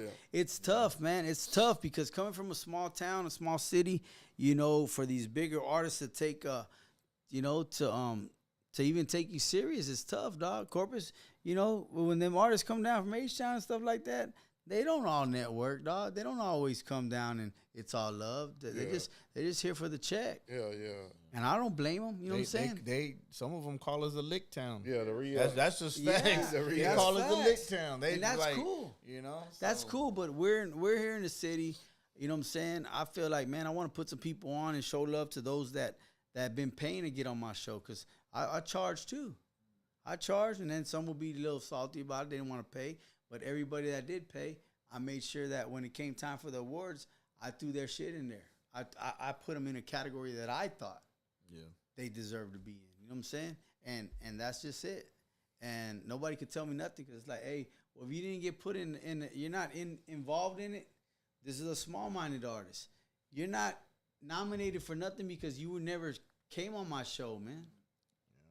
So I think right there, I was remembering all this when you were saying that right there, I don't think anybody knew until after. Like as far as what the stipulations of the awards were. Because I remember that whole They they honestly did it because I remember talking to him at one time, and I had brought that up to him that there was a lot of artists that they did feel some type of way because they felt, oh, well, we're doing this and that, and why are we not nominated? But they didn't know the essence that you couldn't be nominated unless you were actually on the show. Yeah. Like me myself, I was in a whole category by myself. Right? No, I sort of no, right? My award was. I don't know all that, but I just say no. I think it was all around. No, it was all around. No, but let's see, but that's the thing that we had this conversation. Like, people need to realize, like, this whole graphic shit and everything else. I'm a rapper first. All this shit comes after that. And again, I mentioned it a lot of times is that I didn't get into all this to even make money off of other people or even tell people I did it. So people that get caught up in all that of trying to discredit me on a lot of different shit, it's just kind of like, no, all that graphics and all that other shit, it's just, like he said, it's just having multiple hustles or whatever. But when it came to all that, and we were close, but I don't think we was like super tight as we were like how we are now. But I mean, when he kind of like told me at the end, like, no, you're in a whole category by yourself. Like at first I was like, what? That don't make no sense, right? But then he said it was like, bro, there's nobody else that does what you do. You know what I mean? So my award is the actual one that was just like nobody else, just me by myself. So it was kind of cool. I don't know how was it? It was like man, I can't remember. It was so long ago. No, I mean. Nah, it wasn't even that. I wouldn't go that far. Nah, he would. No, but it was. But the thing was with that, man, and the reason why I fuck with him a lot, and again, I do consider him like a big brother to me because we have become super close. Like, I've sat on this man's couch, you know what I mean, and I always tell the story about, when he called me that he was collecting his 2 platinum plaques, like, and actually to see him, and he had just bought his house, and to see him on his wall, you know what I mean, like. Not only did I know that it meant a lot to him, but for me to see that, because, again, I know who he was signed with. I grew up right down the street from AB and all them. So I know all that, you know what I mean, and know the history amongst a lot of stuff. So when I saw that on his wall, I mean, I don't know if he remembers, but I told him, I was like, man, one of these days, like, I hope to get one of those. And a couple months later, I was just like, bro, I got one coming. You know what I mean? Like, so now, like, we share things like that, and it's crazy, you know what I'm saying? But at the same time, like, he even acknowledged me to just, like I said, put me in a category that, like, it was just all about me, you know what I mean? And he didn't have to do that and stuff. So, when people were talking shit and like, oh, well, I ain't on this or whatever, or I'm not getting nominated, and it's just, when I figured it out, because he told me, it's like, well, nobody's going to be nominated for nothing if you just weren't a part of the actual show. You know what I'm saying? Yeah. But that just goes to show you that people will just make assumptions of a shit they really don't know anything about. And that goes back to, you got to network, man. Yeah. You got to network, man. Network with people, man. Network with people, man. It's not about, well, my friend doesn't like him, so I'm not going to fuck with him. Hey, man, I mean, then just stay behind with your homies in, man. Yeah. You know what I'm saying? How did you go about like booking the venue and like actually like putting this shit all together type shit? Like, because this, it just sounds like I've seen, and I'm not, this ain't no disrespect to nobody, but in the past couple of years, I've seen people say they were going to do award shows, and I really never really seen nothing prosper of it. So how do you just take it from just the idea to actually fucking doing that shit? Man, you just have the vision, man, and then you just get to work, man, and you start getting it done, man. You know what I'm saying? I mean, I really, there's not really a certain way that I did it. I just from networking with people, man. I mean, like booking the venue, like going. I ran it by I'm not too sure, man. It's been so long ago, but I asked certain people. Maybe let's say like I might have hit up like Abel Dax Productions. I might have hit him up and said, hey, man, you think, you know what I'm saying, you got a venue somewhere we could do it? Oh, well, I know a spot we could do. You could probably do that. And then, you know what I'm saying, like, he'll plug me in with so-and-so. And the guy at the Fiesta Latina, that's right there in the shopping center right there. So he's like, so maybe he's, yeah, man, I'll give him a call, tell him I sent you, da-da-da. And then I'd call him up, and I'll go check out the venue. Hey, well, I'm going to put this thing together, blah, blah, blah, you know what I'm saying? And they're with it. So they're like, yeah, well, you know what? All right, well, what day you looking at? Well, I'm looking at this such and such date. Boom, boom, boom, you know what I'm saying? And then I'll get with somebody else, like maybe to help me sponsor these trophies. I think it was like Big Eli or somebody, Eli from FBI and shit, Little Joe and them. Yep. And then, he was like, man, I said, yeah, I think he sponsored some of the trophies, some of the trophies, the microphones. And then we just went in from there, you know what I'm saying? And I just, I started giving these awards, I started making these categories, and I knew that people were going to come. And bro, shit was dope, bro. Motherfuckers was showing up in limos. Yeah, that's what it was. I still got pictures from that. Damn. You know what I mean? My little trophy sits on the wall. You know what I'm saying? It was a big deal, man. It was a trip. I remember Gold Toes was there. I invited Lucky. Lucky at the time, he had Artist of the Year. He didn't get to make it, but I put him on. He pre-recorded a thing for me, and I put him on the big screen over there. You know what I'm saying? And then I had artists performing, even if they didn't win. Maybe they just performed. I just took the idea from like a BET, from the source, whatever, and I just put it all together. But at the same time, we did it locally. But at the same time, like, what was cool about it, man, was that it was a room full of people that we was all in the gunning for the same thing. So it. At the end of the day, like, we was all in there chilling. There was no beef with nobody. Nobody was fighting with this person, nothing. Like, we all showed up, fly. Like I said, people were showing up in limos and shit. Back drive, taking pictures, bro. It was just like, it was something like, damn, this motherfucking dude put this whole shit together for all of us to shine in one room. You know what I'm saying? And, if you didn't show up because you felt some type of way about certain things, but then you just missed it. But at the same time, was like, it was just dope, bro. And hopefully, we can do something like that again. We all come together as one and just, but I got another award show, man, that I'm gonna do, and I'm not gonna put it out there yet. But I am, and it's gonna have to do with some hip hop, but it's not gonna be like that Takeover or nothing like that. You know what I'm saying? There will be some performances, but I'm gonna be honoring some other people and not just artists. You know what I'm saying? So that's all I'm gonna say on that. Havo, I think I told Havo about it, so he probably knows. But it's gonna be a different kind of award show, and I think a lot of people deserve credit in this area of the music. You know what I'm saying? So hell yeah. That's all I'm gonna say. Yeah. We had a video show. Kane TV, right? Yeah, we had a video show. What the hell? Yeah. Well, There's a lot of stuff we can talk about. Goddamn. We had a We video talking show. about BT Uncut. Yeah. I was talking about visually watching, like, Yeah. y'all were showcasing. Well, that came along while we were in the radio station. That was presented to me too, and I said, "Well, how much Like is public that?" access, huh? Yeah, it was like a 30 minutes at first. Yeah, it was just like public access, but it was on Channel 6 KTMB. Channel 6, yeah. So and it was late at night, so it was like, well, how much is that? Well, it's gonna be an extra $100. Well, for how much? Late at night, right? It was like our own BT Uncut Right after, bro. No, for real, like for real talk. And motherfuckers was really trying, Put him on bro. And people Yeah. That was people the first of his kind. and people wanted to get on there. You know what I'm saying? Yeah. Like they wanted to because they just looked at it like, damn, another outlet. Because again, when you look at it back then, there wasn't a lot of that shit, especially And when locally, people, you know what I'm saying? when they So- didn't want to pay, I looked at it like, okay, well, that's cool. I mean, I'll just play my videos. I'll just play every single one of my videos, and I had a lot. Yeah. And I did, because that's when then it was like, well, I'm not gonna be paying to play other people's stuff. I mean, if I gotta pay, everybody got to pay. Hell yeah. I mean, right or wrong. Hell yeah. So, but there was some, and then we started doing live shows because not everybody had videos. So I said, well, let's take it to Classic Sports Bar, and they got a stage and everything. Oh, Let's let them perform on stage, and we'll film it because they might not have a video. Yeah. So I mean, I helped a lot of people, dog. You know what I'm saying? I helped a lot of people, and I was playing, and I was paying for that shit. Sometimes I would pay for it out of my pocket. If I told you they're gonna rerun this thing for 4 weeks, so it's only gonna be $50.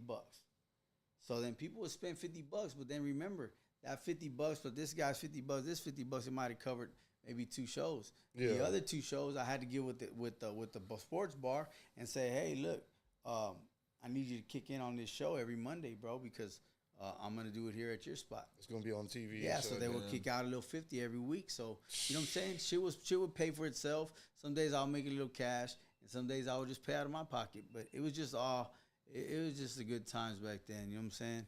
And for those that didn't have videos, I put them on live. Hell yeah. Oh, like what y'all doing here. You know what I'm saying? So this right here is I love what y'all guys are doing. I support it. You know what I'm saying? I watch it. That type of shit that you did already, bro, I always give you credit on behalf of that. Like, Man, thank you, man. This type of shit, bro, I'm like, that was doing this way before I was fucking doing it. So, Thank you. Like, it's just, Thank you. this is our twist on it. Seeing what we saw coming up. Thank you, man. And you know what? Hey, man, more power to y'all. Like I said, man, I appreciate y'all guys having me. It's a blessing for me to be here. I mean, shit, I might even come back and I got to interview y'all guys, man. I got to interview Lil King, you know what I'm saying? And just to see where he got his start. Because I would interview people. I would interview guys from out of town. I'll go out of town. I'll get like Rashid's and the Low G's and something. Who in any of those? Hava wasn't in those interviews, but not in the interviews. Now, sometimes he would come to the station and stuff like that, but he'd give me advice on the stuff. But during them segments, I remember, like, let's say like a lot of the Dope House guys, they would come through, and then or I would go to Houston because I was going back and forth to get stuff from my shop, so I would take my camera over there, and I remember filming like different artists, bro. You know what I'm saying? I would just get interviews from them. And I would put those in the show, and then I would sprinkle it in with some live performances and just make it a whole show. You know what I'm saying? You got somebody like already editing and shit and all that shit? They did all that? How did that work? My partner MJP, man. Shouts out to He would edit MJP. everything? He was the one That's editing the what's up. shit, man. So my brother, I love you, MJP, man. Thank you so much, man, for helping me throughout my career. You know what I'm saying? I want to give a shout out to my brother, man, YG, the homie Romeo Barrera, man. And you know what I'm saying, Habo G's, man, to everybody, man, that just supported, man, and gave me a shot, man, and I'm just forever grateful, man. You know what I'm saying? I love all y'all guys, and I definitely couldn't do it without y'all, and I couldn't do it without the big man upstairs at the end of the day, man. So, you know what I'm saying? I mean, that's my take on that, man. For sure, But I appreciate y'all guys recognizing that, and y'all guys keep up the good work, man. I love what y'all doing. I want to see the booth, man. I want to see the basement, the freestyle part later on. After you do the little interview, boom. You know what I'm saying? So something like that. You know what I mean? So hopefully we see the, and it could be Freak that sets it off. Like Big Tigger would come out and be like, boom, boom, it's Big Tig and I'm on BT and I'm riding with the 3. You know what I'm saying? And then after he would get off, then he would pass the mic. Yeah, to the artist. You know what I'm saying? Hell yeah. And then you got Lil King in the back DJing and doing the thing, playing the beat. Hey, that's it right there for y'all fellas. Yeah, hell yeah. Uh-huh. 17 to about 19, we were doing it Yeah. in my crib. Oh, okay. And we would follow that same format. We would Okay. interview them. Nice. We didn't have a pool table with no shit in there, but we interviewed them, and at the end, I would want to get them to freestyle. Now, Okay. Some people would spit a written. Yeah, it's all good. And yeah, well, I'm kind of on the freestyle tip. So Yeah, I'll call out the written type of shit, but I won't try to ignite it. But it kind of irks me. Like I told you, my whole thing has always been freestyle, like with few songs. Yeah. But like thousands of fucking freestyles. But I think y'all guys got a good platform now. Y'all, there's more technology these days. Y'all got it's some.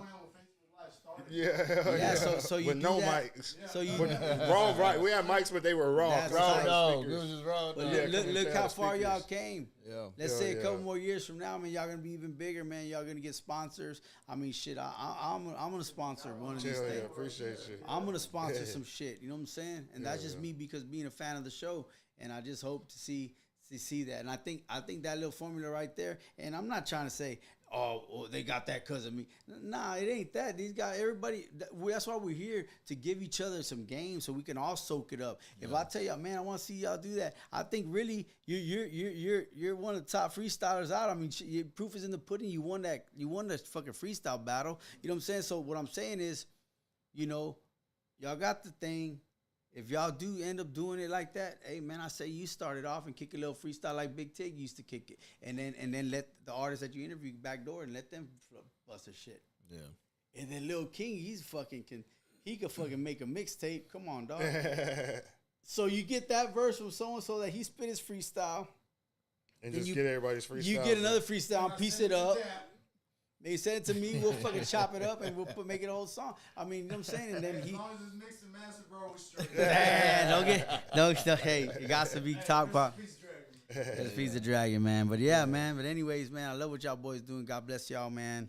Thank y'all so much, man. And hopefully I'll be back again or something. You know what I'm saying? And you gotta definitely get like Smoke Beats, man. You gotta bring Havo in, but bring all these guys, man. Don't just Killer. You gotta get Killer in here. Don't just keep Killer? yourself in a box. Don't keep yourself in a box and interview anybody. It doesn't have to. They could be a Tejano singer. Get them up in here, dog. That's gonna broaden your audience, man. You know what I'm saying? Yeah, you don't want to be stuck in a box, man. You know what I'm saying? You start out from certain, but you have to grow. You need to have room to grow. Yeah. So you could interview a TV star. Yeah, hell yeah. You know what I'm saying? Don't not interview somebody, because sometimes you give people the opportunity and then they don't come through for you. You know what I'm saying? And I hate to say it, but don't waste your time. If people are gonna waste your time, you might as well go get somebody else in there. You know what I'm saying? Yeah. And I say that because you wanna expand eventually. Don't put yourself in that box, man, where I just do rap artists. That's all I do. Yeah. Maybe right now it's what you started out doing, but that don't mean that y'all gonna stay there. Next thing you know, you're interviewing somebody a video guy. You know what I'm saying? Y'all interview Vendetta, bring D Green in here. Bring all that, but I think we're more of not just hip hop but culture. Yeah. So in that culture, you have the Vendettas, you've got the Playboys, you've got producers. Like we have a shitload of people that start branching out into sports. Yeah, we have a sports show too. Yeah. Bring the sports in. Yeah. Part of the culture, shit like bring in Happy, bring in a comedian, bring in fucking Javi Luna. You talking about Happy the Clown? Happy the Clown. He did a birthday party for me when I was a kid, man. That was dope as fuck. Yeah, bring Javi Luna. My mom might have a kid. Man, bring That'd them. be dope. But just don't stay in the box. Bring these comedians in. Yeah, bring these guys. Get some Bring a comedians singer and in shit. here. Bring Clarissa Sedna in here. Barbie Leo. Bring. We gotta get Michael White in here. Bring Michael White in here. You know what I'm saying? Just like I said, man. Don't keep yourself in a box, fellas. Popcorn guy. I saw the popcorn guy at Subway. My sister-in-law said, "Damn, I guess he's not working at the movies no more," because we took a picture at Subway. Yeah, I said, "Hey man, what's a good movie?" I said, "Y'all work at Century 16?" He said, "Yeah." And I just recently posted that picture up.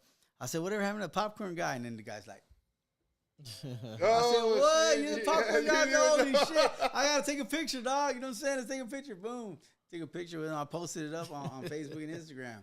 But shout out to the popcorn guy. He straight up told me, he said, yeah, I came on the Jimmy Kimmel. He said, man, I did like 2 commercials. He flew me out there. I did like 2 little commercials for him. He paid me a little bit of money, and I did the show. And shit, you know, he flew me back. Back to normal. Back to normal, dog. I ain't mad at you, homie. Get your money, dog. Put a little more butter on my popcorn. Put a little more butter on my popcorn, kid. Anyways, man. Yeah, they said he couldn't do. Yeah, to where he couldn't do like no interviews or no videos, like no promotional shit for anybody.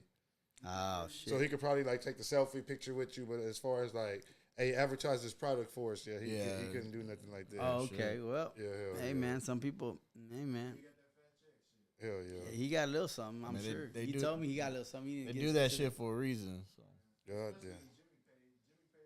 Yeah, so speaking of that, bro, letting you come out of my time, when we get out Fuck out of here. I'm gonna get a couple of hats out of him, a couple slides. There we go. So I appreciate it. For sure, man. Hey, man, it's your boy DJ Lil King, Riding High Podcast, Riding High with DJ Lil King. Appreciate my dude Dapper Don coming back for the Riding High concert series. Y'all go make sure y'all watch that. And for a second interview, you know what I'm saying? Part 2. Appreciate my dude Mr. Playboy coming through, dropping off the brand new Crooked Christie hat, you know what I'm saying? Y'all make sure y'all hit up the website. What is it? CrookedChristie.com and get CrookedChristieTX.com, baby. Already. Get the new hats, you know what I'm saying? He got like 2 different kinds. Also got some other. You got a dope ass red hat too that he brought. We got everything on it, baby. And we got more coming. This is actually mine. Let me take my shit though. I'll forget it here, you know what I'm saying? Anyways, man. Appreciate y'all boys. Y'all guys, Corpus Christi, man, we love y'all, man. Y'all support everything, man. Support local, man. Support local. Support local. And me and Dab got an album coming. Already. Shout out to TIC and we do? B-Roll. I see y'all tuning in, man. I don't know who's paying for it, but there's an album coming. At least we're going to get the graphics for free, a video for free. He can record too, so he can produce. We're going to save a lot of money on this project. We're going to do everything ourselves. Already, y'all. Riding High Podcast, man. We out this thing.